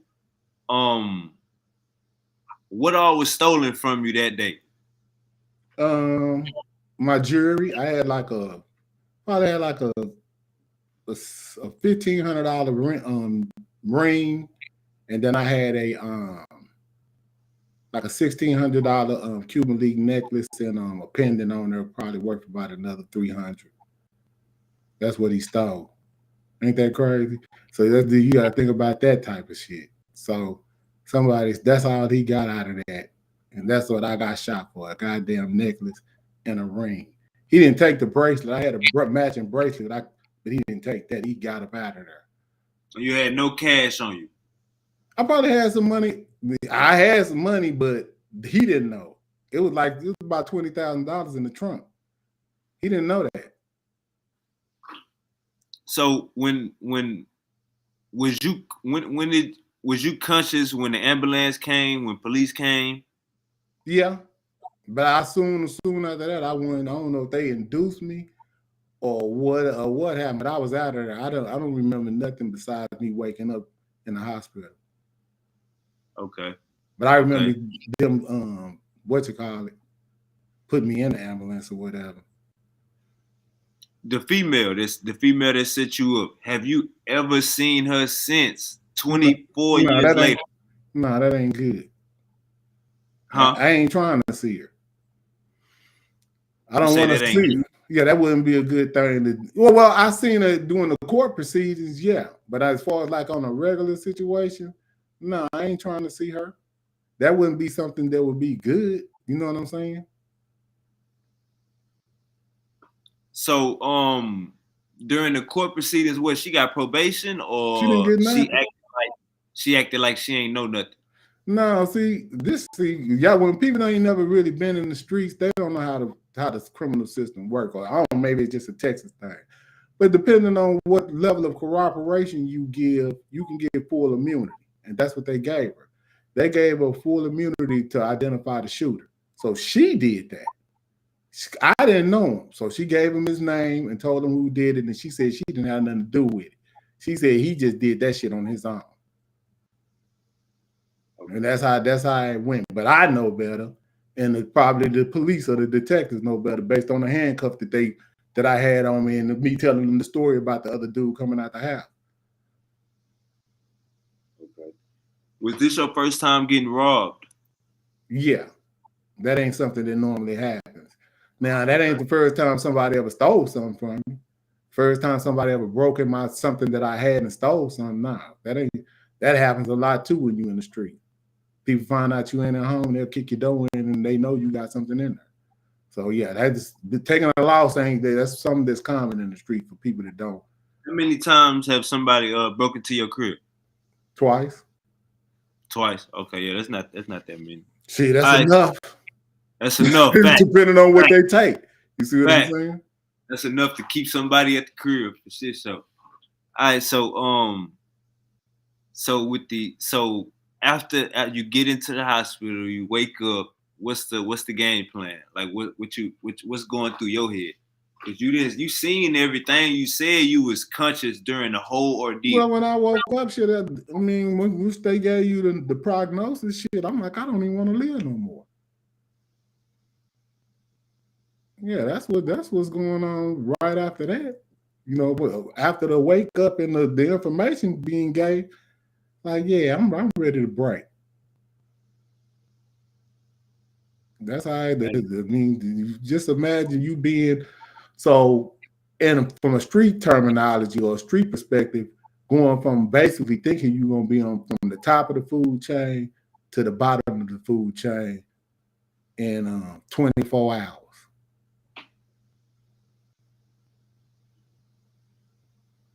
Damn. Goddamn. All right, you got somebody in Uncle Shaka in the chat. He say, how many times the police broke in? You ever had that issue? What is he talking about? Like how many? You ever been hot with the police where they hit your spot? Nah. No, I ain't never had nothing like that happen. Okay, nah. That was we attribute that to doing good business and luck. You know what I'm saying? Because we didn't watch people right down the street get hit, and we thought they was coming for us, and we packing up like, yo, here they come, but they go right past us and go hit the house. You're like, man, oh hell no, you know. So yeah, that didn't happen before. But no, it's funny. If that's what you're talking about. Nah, I've never been that type of person to sit off in a what they call today a trap. You know, dope house or something like that wasn't never my thing either. I ain't saying I ain't never did it, but that wasn't never my forte. I've always liked to be in the streets. You like to be moving around. You want to see what's going on. I ain't got time. I need to have an opportunity to break.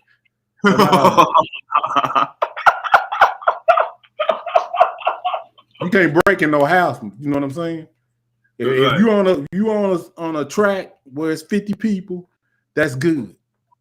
Cause what's the chances of you getting away? You see what I'm saying? If you're in a trap with 4 guys, they done surrounded the house, so you can't get out. And then the only thing you can do to suppress that is not have that many drugs in the house or have a hell of a stash spot to where they're not gonna be able to find it.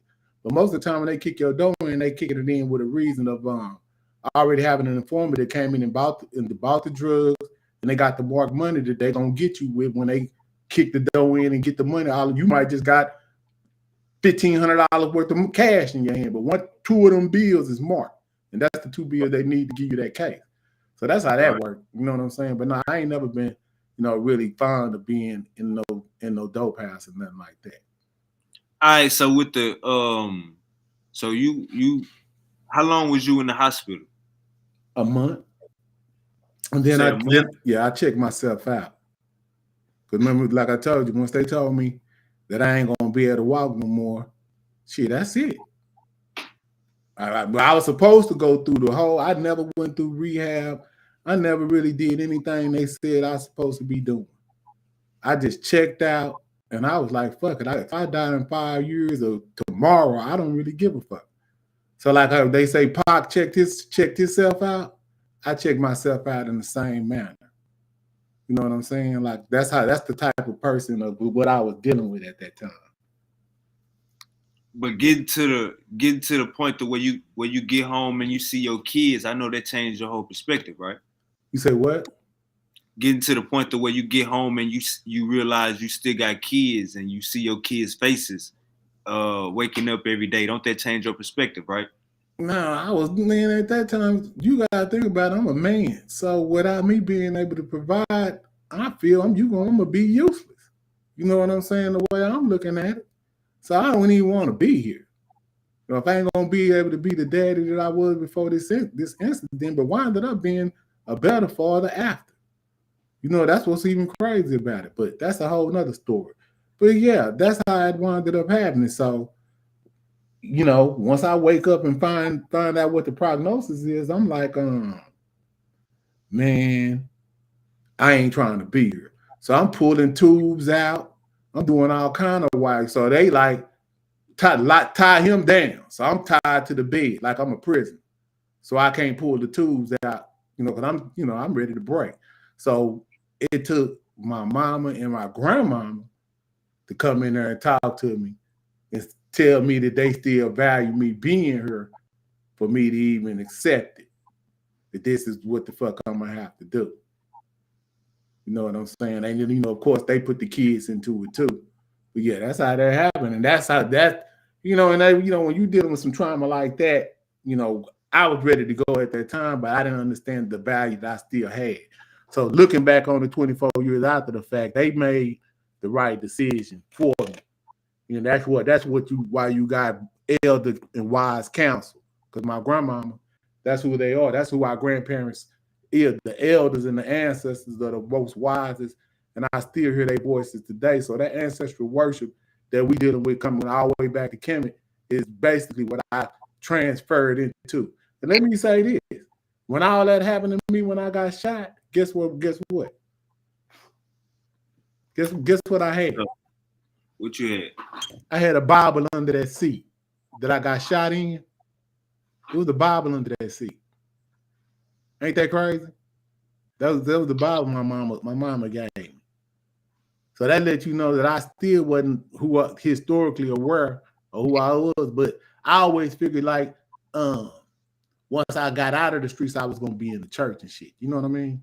You know, but I wasn't gonna play with it and be going to church, because I had a homeboy that used to, you know, do all kind of wild stuff, and he would go to church on Sunday, and I was like, that's kind of messed up, because you ain't supposed to play with God. That's the way, you know, when I was indoctrinated with that particular history, that's the way I thought it was. So I was serious about that too, is what I'm saying. You know what I'm saying? So this me being serious about what I'm serious about today, it's just me, you know, my characteristics of how I really am. Even from the street perspective, I ain't never did nothing foul to anybody ever. I ain't never did nothing. I stuck by a strict code of how the street's supposed to be, but the streets don't play fair, and you got to understand that. You know what I'm saying? Overstood. How long it took you to get acclimated to that lifestyle? Shit, over 5 years. Over 5 years. The next 5 years. Yeah, I think me finding my history was the best thing that happened. When did you find your history? Probably about 7 years after I got shot. As far as like just really just starting to be able to understand it. But yeah, about 7 years after I got shot, I was getting, and see, like I said, being already somewhat of a revolutionary without knowing it, you know, and already recognizing the enemy and all this stuff, I already had expounded that type of energy before I even knew the history.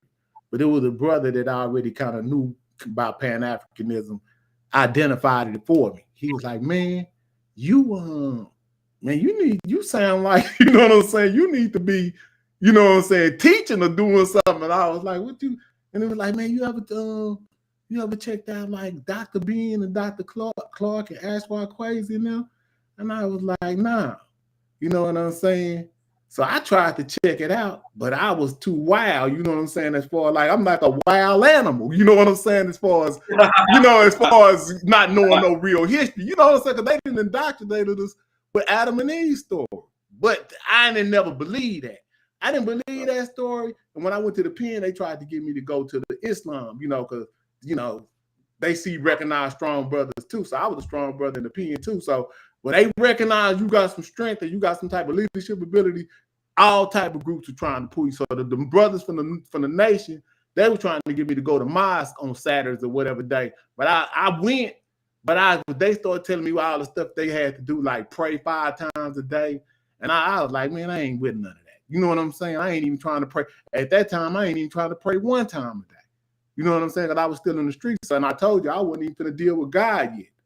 So the guy that my grandmama and them, I wasn't ready to deal with him yet until I got the street stuff out of me. So I'm damn sure not going to get serious and start praying 5 times a day to some other guy.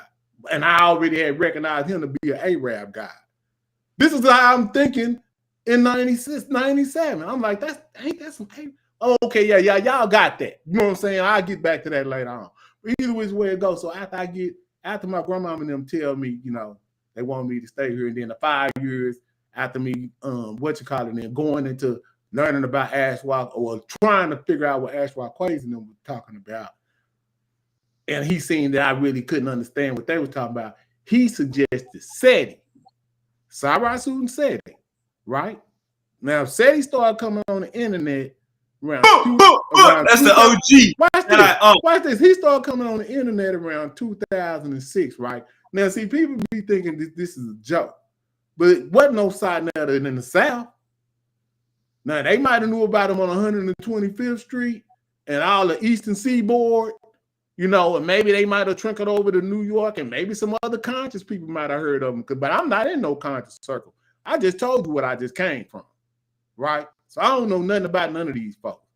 But I do know about the red, black, and green from Fight the Power era. I do remember X-Clan.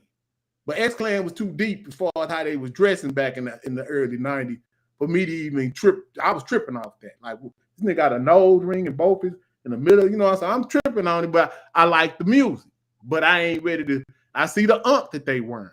I'm seeing all that, but I ain't ready for that. You know what I'm saying? I'm torn musically between what's going on in the South and NWA. They didn't came out. So it ain't, the East Coast is over with. We ain't dealing. Well, after I would say after Public Enemy, East Coast, it was over. Until Biggie came back. When Biggie came out with a more gangster style of hip hop, that's when the East Coast came. You know what I'm saying, for me.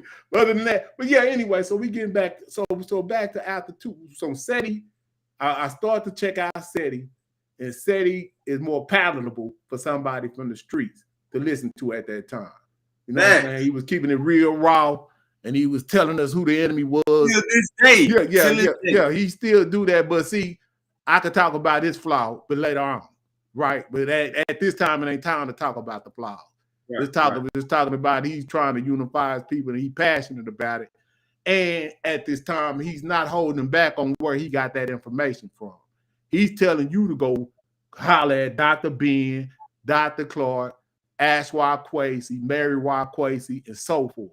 So after a while, after you listen to this brother, ramble on for a couple of years, well, goddamn, either you gonna shit or get off the pot, basically, and try to figure out how he know what he know. Right? This is how you learn. So I want to know who the hell is Dr. Clark, Dr. Ben, Ashwa Quasi. So now I'm on the set. I'm on the quest to figure out what they talking about, right? At this time, ain't no Umar Johnsons, ain't no Tariq Nasheeds, ain't no Polites, and it ain't even really, and Sinetta is coming right now. You know what I'm saying? But Sinetta ain't coming with nobody. And Sinetta don't do no teaching, as we see today. The first time that I believe Sinetta came on the internet is when he went and got Sarah Sudan Seti, and he sat them on the couch in his living room, and he debated 2 Moors, and he crushed them right on Seti's couch. And that was the beginning of Sinetta TV, in my opinion. And from there, Sinetta is looking, he's another go-to channel. So now we got Seti and Sinetta. This is how this starts. Ain't nobody else around. Now, that ain't to discard anybody else that's in the fringes that's around. Like right? Is on Blog Talk Radio. Him and I believe Brother Dawu from Chicago. They got a little show cracking. You know what I'm saying? But, nobody not really listening to But, he's in that spirit. Who else we had? What was that brother? King somebody. He was another crazy guy, but he gone now too. But, it was King somebody with an N. Somebody help me out if y'all remember what I'm talking about. But he was another guy around. Then so everybody starts, so Sinetta. So now I'm going to tell you, this is how you know I'm not just making this up. Because now you got to understand, Sinetta ain't really understanding or even with this YouTube stuff at the time. Because you got to understand, at this time, it ain't no monetization money. And the oldest videos, the longest video they'll let you do is 15 minutes at a time. Ain't none of this how we going for 2 and 3 hours. You couldn't do that. It was only 15 minutes. They cutting you off. And you ain't getting no monetization, right? See what I'm saying? So it ain't no incentive for you to stop doing what you're doing on 125th Street where you selling merchandise and start doing this. But when the monetization come later on, you don't see Sinetta on the corner no more. You see him right in front of this screen where the most money is to be gained at. That's no knock on him, but I'm just telling you how this goes. And for people that ain't street savvy, don't understand what I'm saying. So it seems like some people is just in this for a monetization purpose, is what I'm saying. And some people, and they not really interested. Sinetta is the OG. Who is who. We talking about history right now. Okay, because it's a lot of confusion still being displayed when that confusion has already been taken care of. Should we not know the chronology of history by now? And its value. If somebody gave you a story and said Adam and Eve was the beginning, and Dr. Clark and Dr. Bean and came through, shifted through the information and gave us a new chronology, why are we still arguing with people that's talking about some AD religions, bro? That is a waste of time.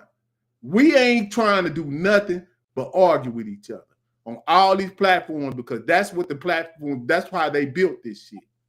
And I don't really be interested in arguing with people about history.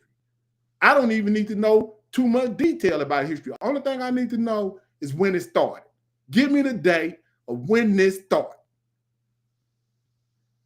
And when you give me the date, I'm going to put it as opposition or subsupposed to what a history that Dr. Clark and our elders said we start history with. And if it don't match up with that, then we not starting our history right there. We're going to start our history right there, and we'll acknowledge your history when it come into existence. And it ain't nothing wrong with that. But we shouldn't be arguing about this stuff. You know what I'm saying? But that's pretty much. If you want to let somebody come on or whatever, it ain't really pretty much nothing else to really talk about. Hey, we got some more. We got some more. See what I'm saying? We ain't even get to your brand yet, brother. So when did Pan-African? Nah, fuck that. When did you take your DNA test? Well, if you wouldn't want to do it from a chronological perspective, yeah, hold on the DNA test because Pan-African Designs is birthed out of kind of a speech that Dr. Clark gave, right? And he was talking about something about the Nation of Islam, and he was pissed off at the Million Man March and how we didn't get nothing out of that. In the end of that, it wasn't nothing but a damn show. And he was like, man, he said the power that them people got, if you can get 1 million people together, just imagine if we put that together to try to really do something. What if we should be able to make a pair of underwear or something that we could start out trying to do something for ourselves with. And when he did that, that sparked me to say, man, well then damn, if ain't nobody else gonna do it, then shit, I need to go and get it started. But what do you? You see what I'm saying? And being as though I had the history, I was like, shit, I'm just gonna use Heru. Right? But matter of fact, that brand don't really start with that. That brand started with me trying to find other Pan-Africans in Texas. That's how they start. For the people to look up your brand, what's the name of your brand? Well, hold on, because right now I'm not really selling no products over there. But even though it's still it's still active. Listen to what I'm saying. That brand starts out of me trying to find some Pan-Africans in Texas because I didn't know none. You know what I'm saying? I got one right here. Yeah, I know. Hold on. But this happened in 2010, 2011. So maybe, I don't know, I could look up the date when I started this. But I think I'm going to say around 2011. So I didn't know no Pan-Africans in Texas. So what I did was I started messing with Photoshop and I turned Texas red, black, and green. And then, but this particular Texas that I found on the internet, it had a star inside of the Texas, for the Lone Star State. So I wanted to, kind of make that kind of fancy too. So I made that star. I put Hey Roo inside the star of the whole logo. And then I put it on Facebook and then see if I was going to get a response from somebody that knew about some Pan-African, with that red, black, and green light. And then so I started to get responses from brothers around Texas that was with it. You know what I'm saying? Then this brother named Rick Ross, and we started a group together, me and this brother, called Lone Star RBGs. I don't know if you ever heard of that. Okay. That was the early 2000s. And that shit became a nationwide thing. But see, before it even took off, me and the homie, we winded up getting into it because he was trying to lie and say that was some shit he was on. So it got fucked up from the beginning because he didn't really know what to do. So they winded up just throwing parties every weekend. You know what I'm saying? They didn't really have no real movement of what I was trying to do with it. So once that, and I was glad that fragmentation happened so early because he wasn't no good. So when he did that, I'll show you this. I can show you the logo and everything. When he did that, instead of me making it about a Texas thing, I took Hey Roo out of that star and I made me a brand that was worldwide, just based on that Hey Roo Falcon. And that's how that shit happened, bro. That's how that brand became what it was. And then when I did that, then they tried to come back and try to say, hey, man, we need to try to reconcile because, man, you is one of the founders. But by that time, I already seen that y'all wasn't no good. I already told you all the other stuff I done been through. So why would I want to go back and reconcile with somebody like that? You know what I'm saying? I just kept it moving. And my brand is pretty much bigger than anything they ever did. But that right there, that sparked other groups. They wanted me to do their states. So you had California, I made theirs red, black, and green. Virginia, red, black, and green. So we was trying to make chapters all over America with red, black, and green. And that's, it started happening like that, but the shit fell apart. But that's neither here nor there. But that is really how the brand started because me and this dude fell out. And I just took Hey Roo out the start and started my own thing. That's what happened. So how was the vendoring game? Was you starting out vendoring? How was you getting your brand out? I didn't really vendor. I just did it online. Just everything at this particular point, it ain't, shit. You don't have to, I don't mean that's something, no offense to nobody else, but you really ain't got to do too much vending. Now, what I did is I started doing some wholesaling and letting other people do vending. You know what I'm saying? Like out of state. So that's how I did that. But I wasn't necessarily doing no vending because I got a website. If you want any product that you want, you can go to that website and pick it up. Now, I could say if y'all wanted to get something from the website, you can, but just don't get anything that's large print right now. But I got probably the best brand, and I'm not even bragging.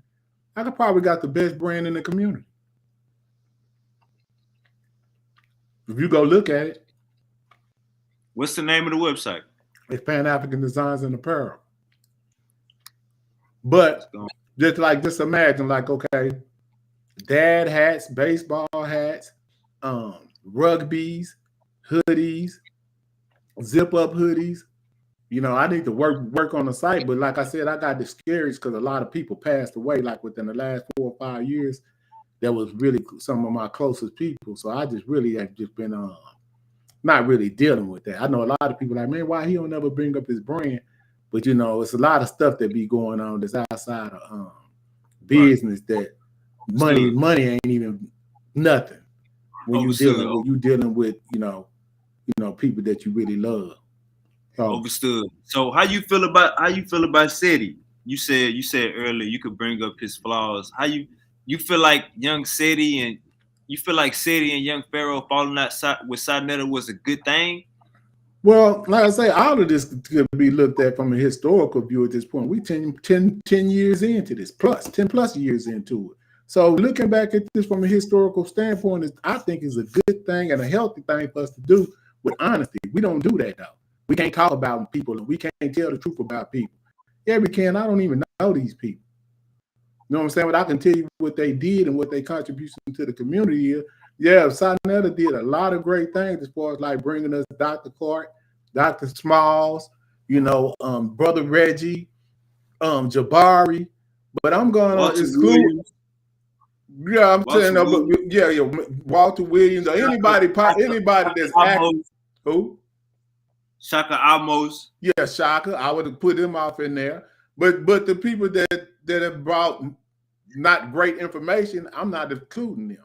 Because like I said, we include everybody off in consciousness, but what is it to be conscious? If you have the wrong chronology of history, you can't be conscious. That's just we need to make a straight, simple statement of how this works. If you got the wrong chronology of history, you're not conscious. You're not conscious. That's what we was. When we didn't have the right chronology of history, we was unconscious. We didn't know what the true history of of the world. It's not even just our history. That's just the history of humanity.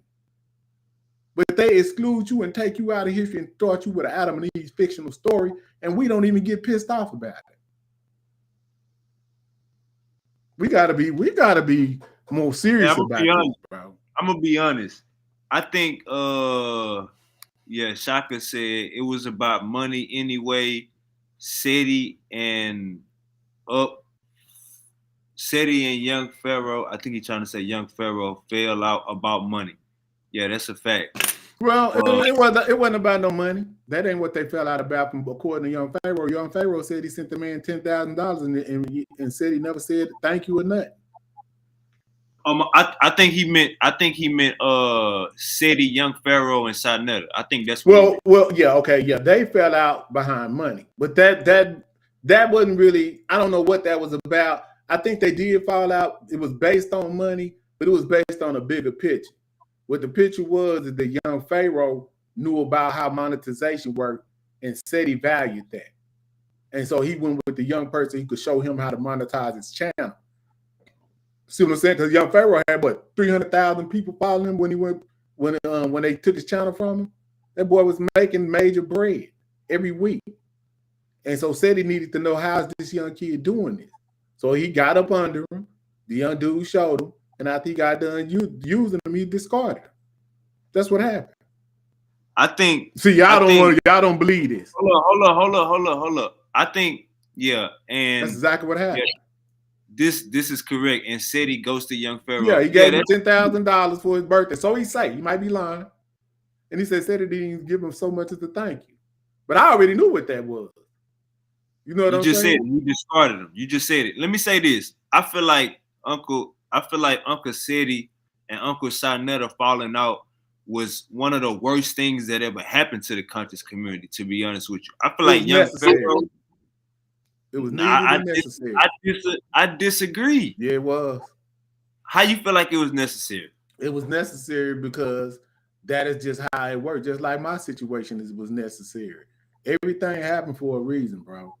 Trust me. And what that happened, that was necessary because some of the things that people will say because they lost some money is it's just some shit you can never forgive.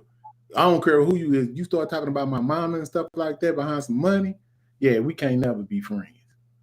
So that's what's going on. I don't care how much money you lost, but the reason why you lost the money because you wasn't being upfront about the situation from the beginning. And the little young dude came and put a bug in the old boy ear. Like, man, do you know how much money they gonna make off of this? And said he didn't know. He was cool with getting maybe $4,000. That's what they've been doing. Right. But the young boy came and said, man, when they do this, they gonna make $30,000. 30,000? Imagine him with you said hearing this. Now they gonna make this. And so that's gonna put put a wedge off in the situation.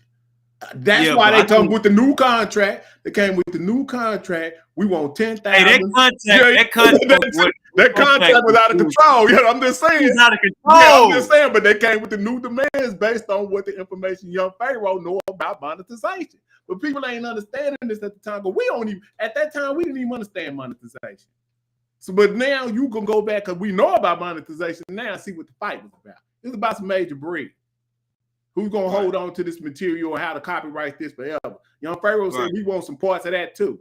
We want 10% of that. See, he doing a real nego and side nothing like, nah, nigga, I've been fucking y'all. Excuse me.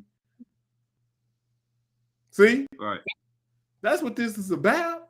It's about money. That's what and see, that's when you know they ain't about really doing nothing. And I ain't talking about nobody in particular. But whenever getting free, money got something to do with it, you ain't going nowhere. And that's one thing I figured out about it. And that's another reason why I just kind of chilled about anything financial. Because for me, this ain't about no money.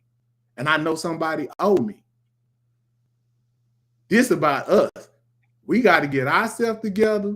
And we got to be square business about getting ourselves together and connect. And see, when you ain't no Pan-African and you ain't listened to no teachers, you'll start calling yourself all kind of wild shit. Now you ADOS. Now you FBA. And then you mad at the person who created African American, which is Jesse Jackson, who they say. But Jesse Jackson wasn't nothing but a reverend. What did Jesse Jackson do? He was a civil rights leader and a reverend. Why is Jesse Jackson creating this term for us so bad? He a black person. The term they gave us was colored and nigger. And what was the other word they used? It was colored, nigger, and Negro. That's what they used to call it. They used to call us Negro. So we said, hey, man, y'all need to chill with all that. We're going to self-identify ourselves as something else. So we came up with a plethora of terms. We called ourselves Afro-American, and we called ourselves African-American, and we called ourselves Black American. These are terms that African Americans chose for themselves. Now y'all saying these terms ain't no good, and that we need to further go into another fragmentation and start calling ourselves Foundational Black Americans and ADOS. So we finna add all five. Now we 5 things. And now we're gonna fragment and argue amongst each other about some money. Check this out. That the white man ain't even agreed to give you. When our white people say, hey man, we finna give y'all some reparations. You heard about that? Hell no. Son, how you heard white people say, hey man, we thinking about giving y'all reparations to what we could even be arguing with each other amongst about this. Hell no. And now I can see if we heard some inklings and we started arguing. But we arguing amongst each other about something they ain't even started talking about.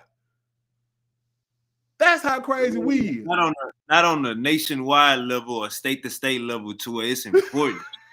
You know what I'm saying? Right. You know, they ain't even gave us that. So I try to keep it real, Sean.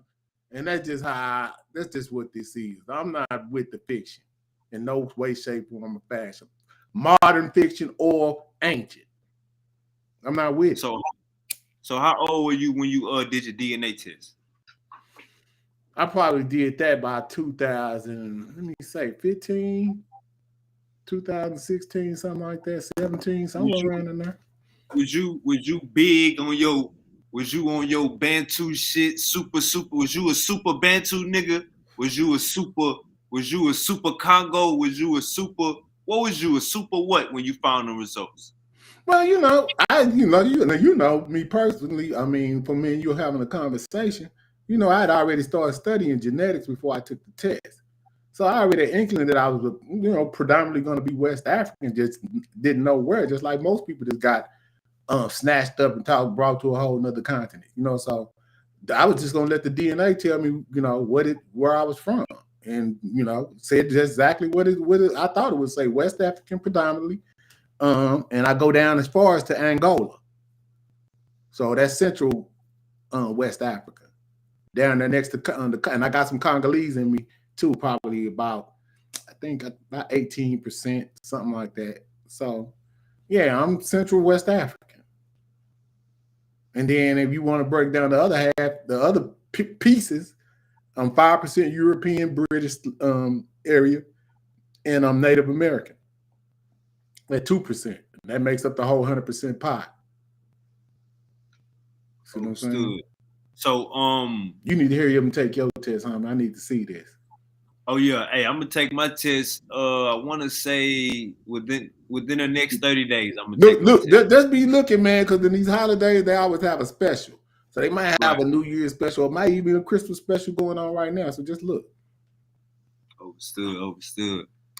All right, Uncle Shaka say they doing reparations in Evanston, Illinois, and he say shout out to Texas. Overstood.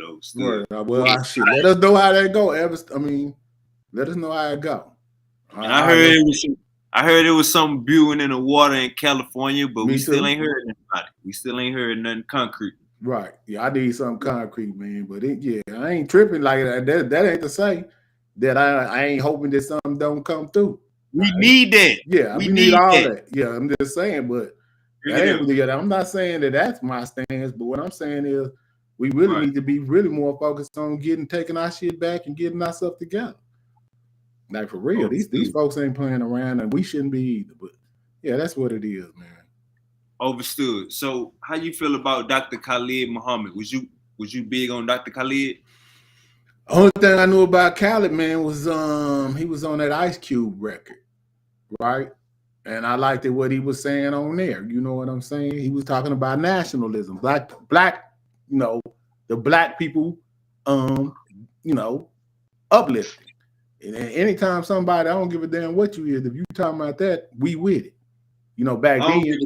Your last name Muhammad. He was with that. You know what I'm saying? Now, interestingly enough, dealing with his history, he winded up becoming more of a Pan-African in his later days. And now that's dealing with Dr. Clark, and listening to, and Reggie can give us information on how that happened. I love listening to that story, how he said Khaled came into being Pan-Africanism. But of course, that's always after they get kicked out of the nation.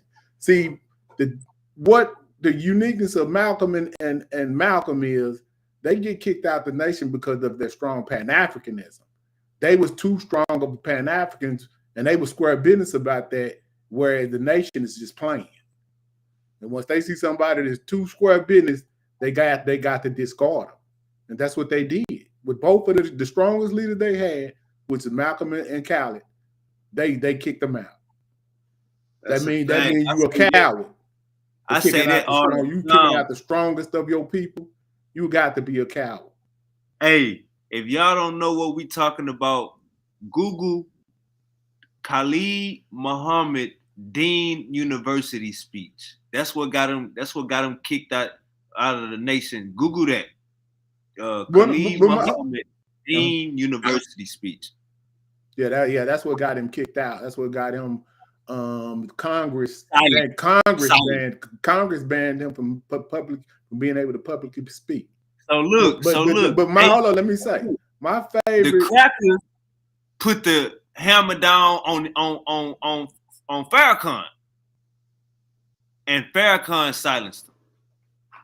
Regardless, I don't care. What I'm saying is this: if you go, my favorite interview, and when I knew how powerful intelligence is Khaled, and that was listening to him on that Donahue show. When he did that Donahue show, that was deep. Ate him up. And it was done with just straight intelligence, bro.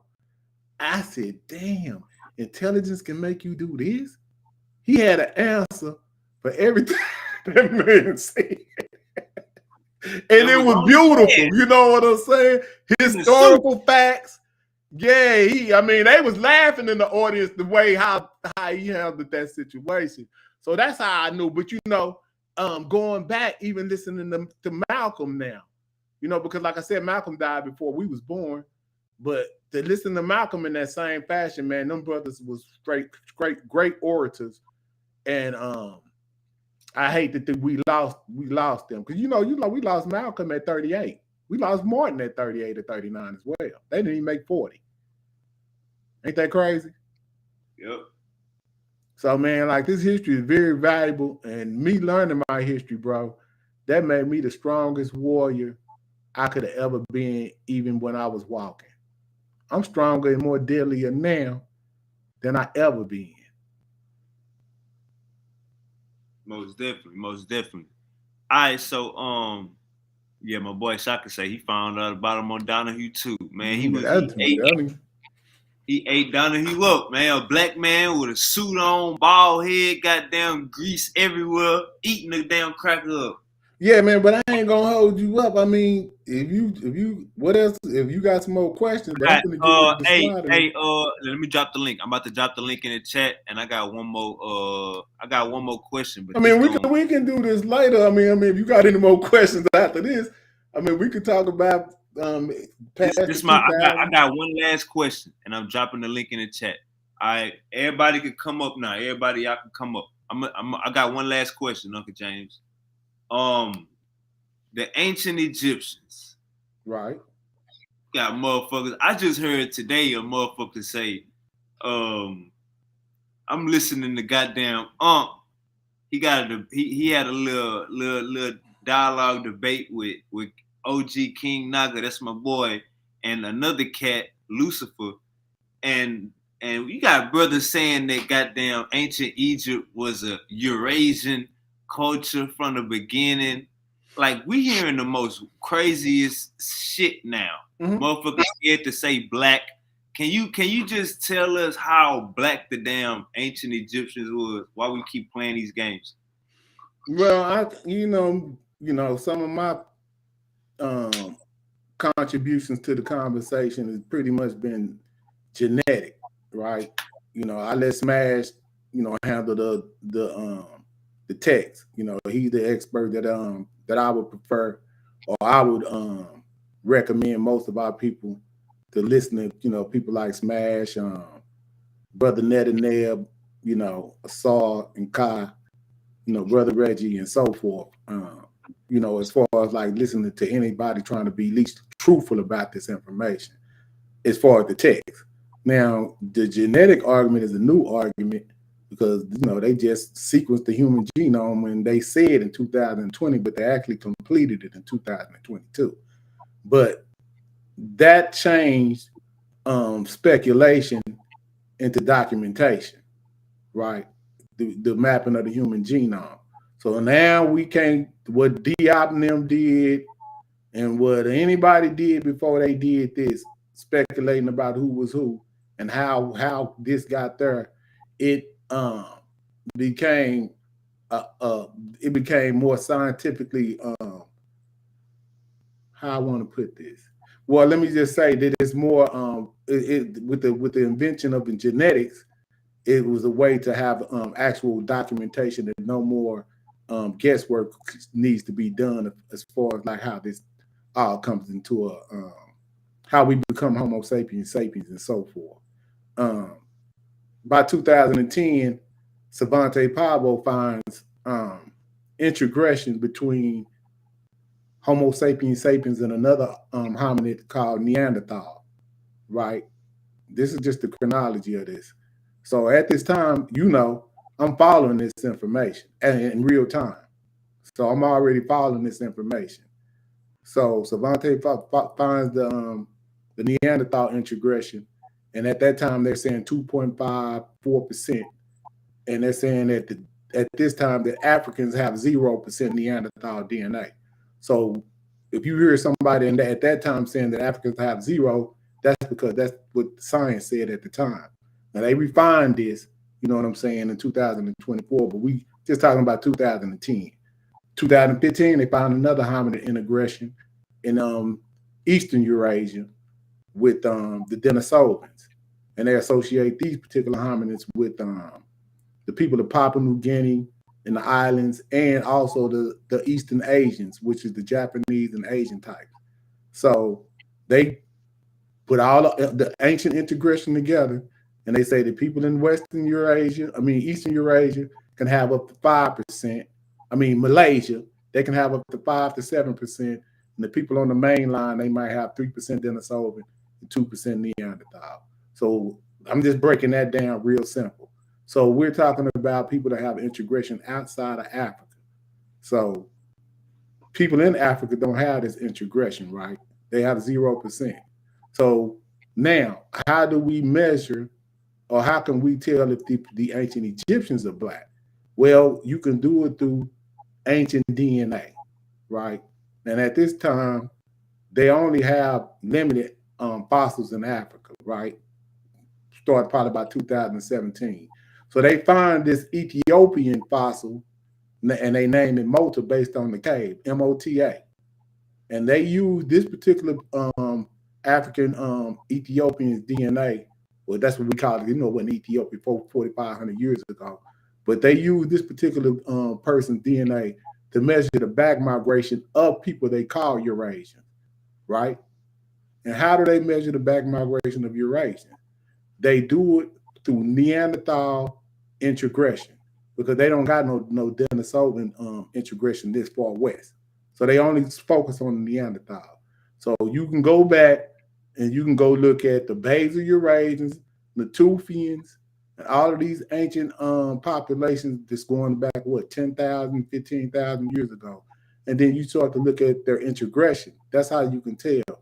If a person doesn't have integration at a certain level, and science has already given the level at 2%, then they are not a Eurasian. So we can look at me and you, Sean. We have European integration, and we have some Neanderthal DNA. And I actually took a test. My DNA levels for archaic Neanderthal integration is less than 2%. It's less than 1%, as a matter of fact. So that means even though I do have this integration, and some of these ancient people may have had these the same. Matter of fact, the people that I'm Aborigines, they have less integration than what me and you have. They had very little signals of Neanderthal. So what would they look like, Sean, if they got less integration than me and you got from an archaic standpoint? It would have had to be African. Correct. So that's why when we dealing with people that's only giving us haplogroup after haplogroup, we know that you can be Arab and be an E1, B1A. You can be any race and be whatever, but it's the amount of the integration that these people have in North Africa that makes them Eurasian. And that level is what, Sean? 2.5, more than 2%. Well, right here, 2%. So now we can go look at the people up in Northern Africa, and everybody across the Northern Sahel has the same amount of Eurasian DNA as anybody in Europe. So they have not been in Africa for no 20,000 years. And then we can pile on with the SL4 gene, SLC gene, or whatever. And we know that didn't get into Africa to a certain time. So we got to stop listening to people that's on here playing, right? Because that's what they're doing. And you got people that ain't smart enough to know they playing, and they think they damn geniuses and make a whole show surrounding these idiots. When I sat on there and told them that you can only tell this through integration, and they laughed and thought I was playing, or that's not a thing. They still don't understand it today. So that's why you can't even have a conversation with these people. So, yeah, man. So let me ask you this. So when Smash say ancient Egyptians worship black gods, and you got people coming around saying, well, yeah, they painted themselves black, but they also painted themselves green. How do you take that statement? Well, Smash is only talking about what he reading in text. So I ain't got you go. I mean, they'd have to take that up with him. He's talking about what he's actually reading, what these people said. They came up with a word to identify a descriptive of black. They use it for cows, eyeballs, people, hair, skin. Just like skin. We do this too. But they think that we dumb, or like this is some type of something that humans can. Like, we don't even need to be giving these type of people. I just hate the fact that we even act like that we can even give these people the time of day at this point. You know what I'm saying? They might need to be cut off. Facts. That's a fact. So with the before we get up out of here, with the culture, the culture, well, ain't all the culture coming from the Nile? Well, let's say this, man. You know, everybody got their own cultures. all the cultures didn't come from the Nile. But from a chronological perspective, what we're dealing with is what you can document, which is text. We only talking about history. We are not talking about prehistory, right? Prehistory is when before writing. But everybody got culture, but everybody wasn't writing their culture down. No, I'm talking about the ancient Egyptians. They culture come from the further down the Nile, correct? Yeah, I mean, but see, now hold on, because you can go, you can say they came from the Western Desert when the Sahara dried up. That's where you see the oldest pottery shards at. You know what I'm saying? But we, like I say, man, humans is just like any other species that's breathing on this planet. We not dumb. And if you look at the rock art, you're gonna see these people didn't put giraffes, hippopotamus, all in the damn desert. You think of giraffes and hippopotamus in the desert right now? Where are all the giraffes and hippopotamuses at, Sean? They in the South. So we follow where they went. The only people who couldn't follow where they went is who? The people who ain't got no damn giraffes and hippopotamus today. The people in North Africa ain't got no giraffes and hippopotamus to be drawn about. They got camels and donkeys. We already know what's going on. Ain't no camels on no hieroglyphs, man. Y'all gotta clean that up. I didn't do that, and there may be some in a late period. Later, but, yeah. Yeah, you know what I'm saying? But we talking about a 3,000-year civilization. So right. If some is in that when the Romans and Greece showed up, so what? But we got to look at this in a real sense, man, and be proud of this. And, when I first found this shit, son, I was like, man, this is great. Man, we finna get our shit together. Without having no idea of how they was going to twist their story to try to act like they was in the story.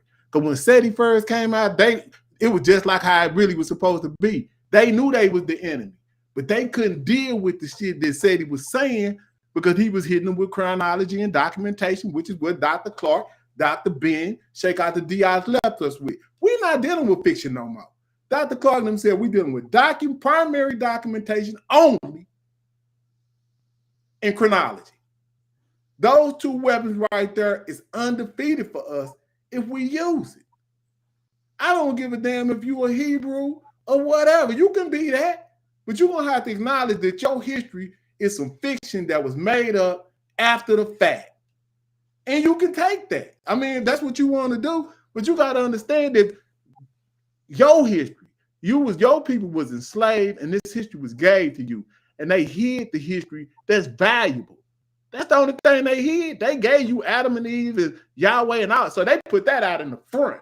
That's their history. But the stuff that they hid, they suppressed and told you they wasn't nothing. Those people is the ones who enslaved Moses. So therefore, if you coming from that other story, you think Moses' people, you can't mess with the Egyptians. That's the poison pill in the story right there. But the people that do they said, none of this ain't even never happened, by the way. It's all fiction. They done found writing of the people who built the pyramids. Y'all said y'all built them. But documentation, they done buried these people next to the pyramid. They wouldn't dug it up. You see what I'm saying? And they got writing that said how much these people was getting paid, wasn't no slaves. You know what I'm saying? So why are we even talking about this anymore, Sean? Why? Shit show. For shit show. Hey, Uncle James, man, great interview. Right. I ain't even gonna lie to you. I think the people could learn a lot from your story and from this situation. Right. From all walks of life, from the gang culture to the streets to this goddamn race science that Zawi Hawass is pushing, these Arabs pushing in North Africa. Right. You know what I'm saying? Hey, it's Friday night. You know what I'm saying? I'm gonna let you go and get your handle your business with your family. Uncle James, appreciate the interview. Shaka already saying great interview, bring him to the table more. So every time I go live, Uncle James, I'm gonna send you the link, man. Man, yo, I can't say I'm gonna be available every time, but man, I appreciate you hosting me, homie. I didn't even know, like, I was like, why you want to have my life story? You know what I'm saying? But it turned out, I guess, a pretty good show for you. You know what I'm saying? So I hope I wasn't Hey, too blunt and offend anybody, that's not really on the same page. But it is what it is. You know what I mean? So, all right, peace, man. I guess I'm gonna let you get out of here and do your closing arguments or whatever. all right, But take it if easy. anybody got any questions, just hit Sean.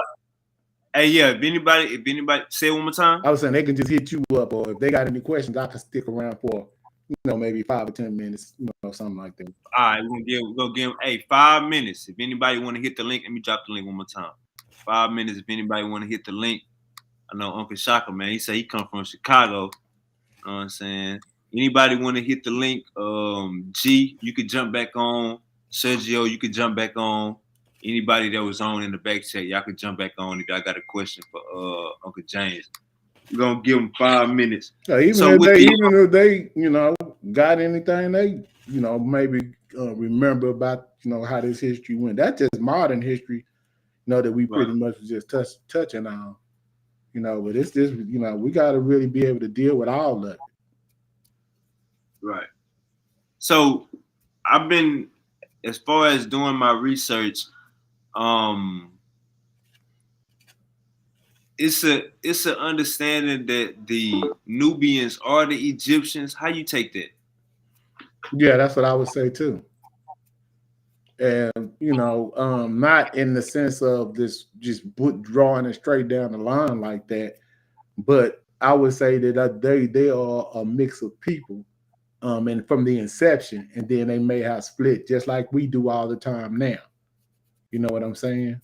But you see fragmentation, Amun Ra squad. See fragmentation, pseudo killers, fragmentation. So if we fragment all the time. We ADOS. We FBA. We always making something new. That's just like part of what it is. But we got to understand. We got to fix that. That's something that we need to figure out a way that we can come up with a system where we can't let that be detrimental to our growth. You know what I'm saying? Fragmentation ain't never good for something that's trying to grow, because you wind up fighting each other, really fighting instead of fighting the enemy about which way to go. That's what we fighting about now. Which way we go? Which way should we go? And it like Dr. Clark, like, see, people, like a lot of the questions that we got, man, already been answered with our elders in the most, as far as history. You go, if you want to do something, you go get your historians, right? And as far in regards to history, you want to learn math, you go get your best mathematicians. You want to be a doctor, go get your best doctors. Now, you listening to people that's not in none of these particular fields, but they talk. So I only adhere to people who historical teachers. And and I don't need Europeans to go back and do that. I'm going with my people. And I don't, and they'll turn around and then label these people Afrocentric. That is just a spell word to demonize African truth. Just like the word woke. They demonized that word, but we were never talking about what they talking about with woke. We was talking about being chronologically aware of African history. Right. Erykah Badu was wearing unks and shit. That's what she was wearing. So that's what at the time that she was doing that. So it was about being woke from a chronological perspective of African history, not being indoctrinated with the Abrahamic history but Europeans took it and they demonized it because that's what they do. They got to demonize that word because if it gets out in the proper context, it could be dangerous. So when the ancient Egyptians called themselves cattle and the black bull, and Osiris said he had the perfect black skin, but when the ancient Egyptians would call themselves cattle and the bull and all that stuff like that, can you give us a little insight on that? Yeah, well, I'll go off into modern history, bro. And like it's some of the things that we do. we identify with animals right now in the day to like gorillas, Black Panthers. We doing this right now. So it shouldn't be no mystery to us. Like, why are we doing this now? And not thinking about it could be an origin, and why would it be so mystifying to us that they would do that if we doing it right now? In Philadelphia, they be like, man, my young bull crazy, Yeah, yo. see what I'm saying? My young bull. So we always have had ways of identifying ourselves within nature. You know what I'm saying? So that's nothing foreign to us. And another thing, every time we say that the Egyptians called themselves black from Kim and commit to you, they like to say, oh no, that was the silk. They was talking about the soil. They was talking about the bitumen. There was Smash got a book, Black Like Osiris. It's out on Amazon, and right now everybody need to go get that if they want to have a real understanding of what's all of that you talking about as far as that silk and that bitumen. And it ain't something that people just playing, should go get. If you serious about trying to have a comprehension on that, you need to go grab that Black Like Osiris by Smash. Pick right now. I just pinned the comment, Black Like Osiris. So from my understanding, we have no primary sources of talking about black, meaning them painting themselves black or calling themselves black, talking about a black silk. We have no primary sources of that. Do you have any? Nah, you heard it? Like I said, I'm not the expert. We might need to call in Smash. But like I said, dealing with anything with the text, I defer to those who read the text better than me. I'm just like anybody else. I know more than most because I'm around the person who do all the read. So I'm gonna have to pick up something, right? But anything dealing with that text, man, you got to call. You got to get Smash on the show. Hey, but based on what you just asked me, no, he hasn't, and we haven't seen nothing talking about no silk in regards to what they was trying to venerate. It's for their people, and it don't even make sense anyway. But yeah. I got that from Smash. He was like, we have no primary sources of no black silk, so stop saying that. Right.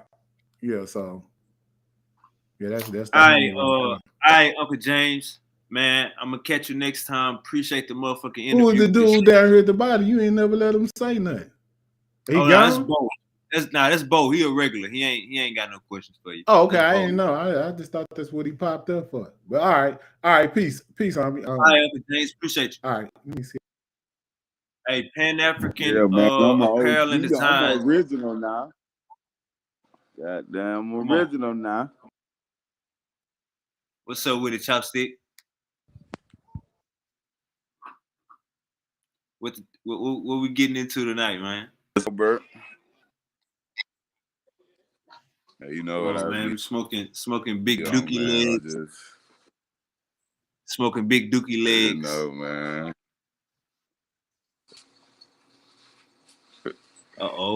I see you. Boy got the double with the doobie. Oh boy got the double screen with the doobie, goddamn me. You know it. That 40 pack. That's that scribbulator pack. Hey, Sergio, you can hop on. That scribbulator pack. Gotta drop that scribbulator pack. No cap. Yeah. No cappuccino. No Kaepernick. No Caprin. No Kaepernick. Hey Bo, how you feel about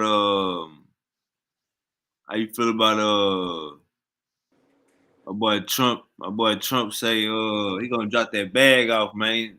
Make them haters mad. Oh, he gonna drop that bag? Hey, get on this right here. He said he gonna drop that bag.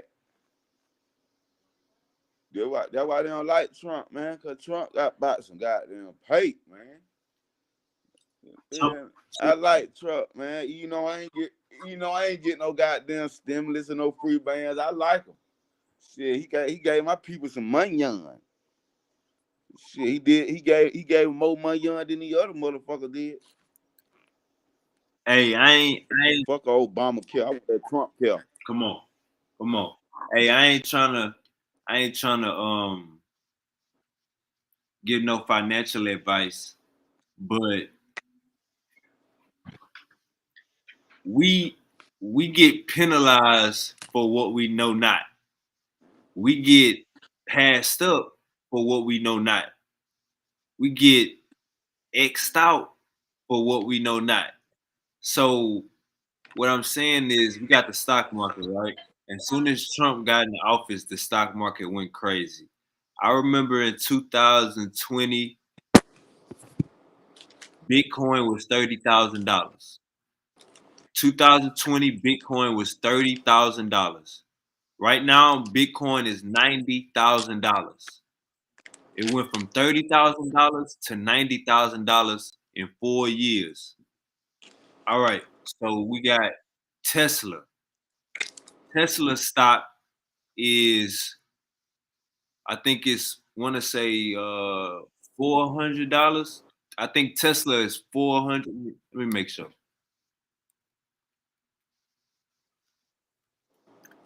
Tesla stock. Okay, it's $431. Tesla stock right now is $431. Trust me right now. Trust me right now. Spend that $431, get one share, and over time recuperate and get more and get more. Put some stock, put some money in Amazon, put some money in Walmart. Shit you know that ain't going nowhere. Like Bitcoin 2020, people was a little skeptic. I'm telling you, put some money in Tesla, Amazon, and Walmart. They not going nowhere. Right now,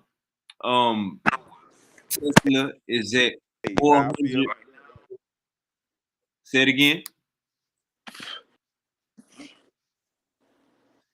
Right now, Like that Tesla shit is at right there. 400. You got to find the next wave, Wade. You feel me? Cause you got to Yeah, and I'm understand, like telling you, with I'm giving it to him right Walmart now. and shit like that. I'm giving it to him. I'm giving it to him right now. Go ahead. Cook It's up. Tesla. Go ahead, Bo. Oh no, I was just telling you, cook. Yeah, that Tesla shit. That's the new way though. Cause the nigga Hey, Elon hey, Musk. 400. That's Elon Musk shit. Hey, $430, guys. Listen to me. $430 ain't that much. Ain't really nothing. You know, for you just get one of them, and this where we mess up at. This is where we mess up at. I'm gonna give you the game. Spend that $400 on a share Tesla. Now let's look up Amazon stock. I think Amazon 200 because they did a stock split. Let me make sure. Amazon is $220. So get you spend $400 on a stock of Tesla, spend $220 on a stock of Amazon, and let it sit for 4 years. Just listen to me. Let it sit for 4 years. Don't even touch it. Like let it act like you forgot about it. Delete the motherfucking app if you feel like you gonna get greasy. Let it sit for 4 years. Just let it sit for 4 years. And I guarantee you, the dividends is gonna be crazy. All right, we got 93 Summers in the building. He said, and it will continue to rise after he is fully in office come January. You right. Literally at midnight of the election, the market skyrocket. That's a fact. That's a fact. So just understanding what I'm saying, man. We get passed up because we don't know what be going on, bro. We get passed up because we don't know what be going on. Get you a stock of Amazon, get you a stock of Tesla, and just let it sit for like 4 years, man. Let it sit for like 4 years. And with the Bitcoin, I know it's too high right now to even get in the ball game. But look up Ethereum, look up a whole bunch of it's a lot of other budding stocks. I'm not saying go all in on one cryptocurrency, but Amazon, Tesla, and Walmart. Amazon $200, Tesla 400. Let me look at what Walmart is. Walmart stock. Walmart is $91. Matter of fact, I'm about to buy 2 shares of Walmart tonight. Walmart is $91. Get some shares of Walmart and let it sit for 8 years. Let it sit till your kids graduate high school. And I guarantee you that's gonna be their graduation present. That's gonna be their college tuition for the first, second year. Just listen to me. You know what I'm saying? We it's all about investments and taking the chance. We know how to flip money. We know how to flip money. Now let's flip it the corporate way. Let's flip it the legal way. The same shit they doing. I know niggas that travel off of Bitcoin. I know niggas that pay for their hotels off of Bitcoin. But it was a point of time, 2020. I didn't see Bitcoin being at $90,000 4 years later. I didn't see that. But motherfuckers see that. Shares of Apple. How much is a share of Apple? They just did a stock split. Hold up. Apple just did a stock split. Hold up. What is Apple stock? 255. Tesla, Walmart, Amazon, Apple. Not going nowhere. Just think of 10 years from now. I'ma still be shopping at Walmart. Think of 10 years from now. I'ma still be wanting home delivery the next day, Amazon Prime. Just think of 10 years from now. Electric cars might, I'm not saying they're gonna take over all the way, but goddamn, Elon Musk is doing his motherfucking thing. So you know what I'm saying? We gotta take a risk. We're gonna spend $100 a week on cigarettes. Cigarettes $10 now. We're gonna spend $100 a week on cigarettes. We're gonna spend $100 a week on alcohol bottles. Let's get some Apple. What I just said, Apple was $91. No, Apple. No, goddamn, it say Apple 255. What I just said was 91. Oh, Walmart $91. Yeah, I'm gonna get two stocks of Walmart tonight. I can't play with it. So yeah, don't look at it like, you know what I'm saying, I'm wasting my bread, man. This is for the long haul. You spend $100 on bottles and cigarettes a week. Just throw that shit in one stock and just let it sit there about 4-5 years. It's the long game. I know we hate the long game. I don't recommend day trading or stock trading. I just recommend investing and just sit on it for the long haul. We'll get in the day trading, or what's that thing that people used to do? We'll get in the day trading and forget, you know what I'm saying, that this shit is a gamble. So let's just get on the long run stocks and just let them shit sit. Hey man, it's been a great show. You know what I'm saying? I hope everybody have a great weekend. You know what I'm saying? Let me read this comment. Only a few paying attention. I'm trying to find 2 people to work these large markets and encourage others to work with collective minds. Hey, 93 Summers, get at me on Facebook. My name is Sean Humphrey. I'm about to put it in the chat for you, boss. Get at me on Facebook, man. I got a little stock group chat. My goddamn grandpa in my stock group chat. But yeah, hey, penny stocks, whatever you look at the chart, you know what I'm saying? If you see some promise in it, penny stocks, throw $5 in it, throw $20 in it. It's a penny stock. Let that shit sit 4-5 years and see what happens. You know what I'm saying? You feel me? All right, Hyzon Motors are great. Tyson, biggest competitor. Oh, Tesla. Probably meant Tesla, biggest competitor. Hyzon Motors. Let's look into Hyzon Motors. Hey, let's do our due diligence. It's not all about working till we 60 years old and then seeing what the government go give us off of our taxes that they took out of our checks that we owed. It's about finding residual income, finding goddamn investments. You know what I'm saying? And that stock market, man, motherfuckers wake up every day and die about that stock market. It's been a great show. I appreciate everybody tuned in. Uncle Pan African James, thank you for tapping in. Shaka, what's goody? 93 Summers, what's goody?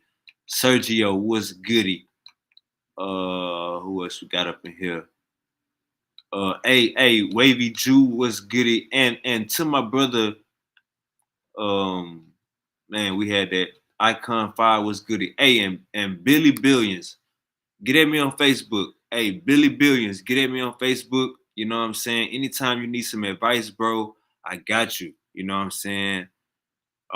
If anything, bro, I can give you some sound advice. That's what I'm good for. You know what I'm saying? These 30 years on this earth, you know what I'm saying? Like that's the least I can do. So, man, I hope you reconcile shit with your mama. You know what I'm saying? I went through that shit. Everybody went through that shit. Everybody got kicked out before. I hope you reconcile that shit. Hit up your auntie, hit up your uncle. You know what I'm saying? Hit up that one family member that always keep their door open. You know what I'm saying? And just I put my name in the back chat. It's Sean Humphrey. You know what I'm saying? I put my name in the regular chat. Sean Humphrey on Facebook. Just get at me, man. Tell me how this shit went down. Tell me how was you able to get in the house? You know what I'm saying? Anytime you need encouraging words, you know what I'm saying? Brother to a brother, I got you, Billy. All right, man, we out of here. Y'all be safe.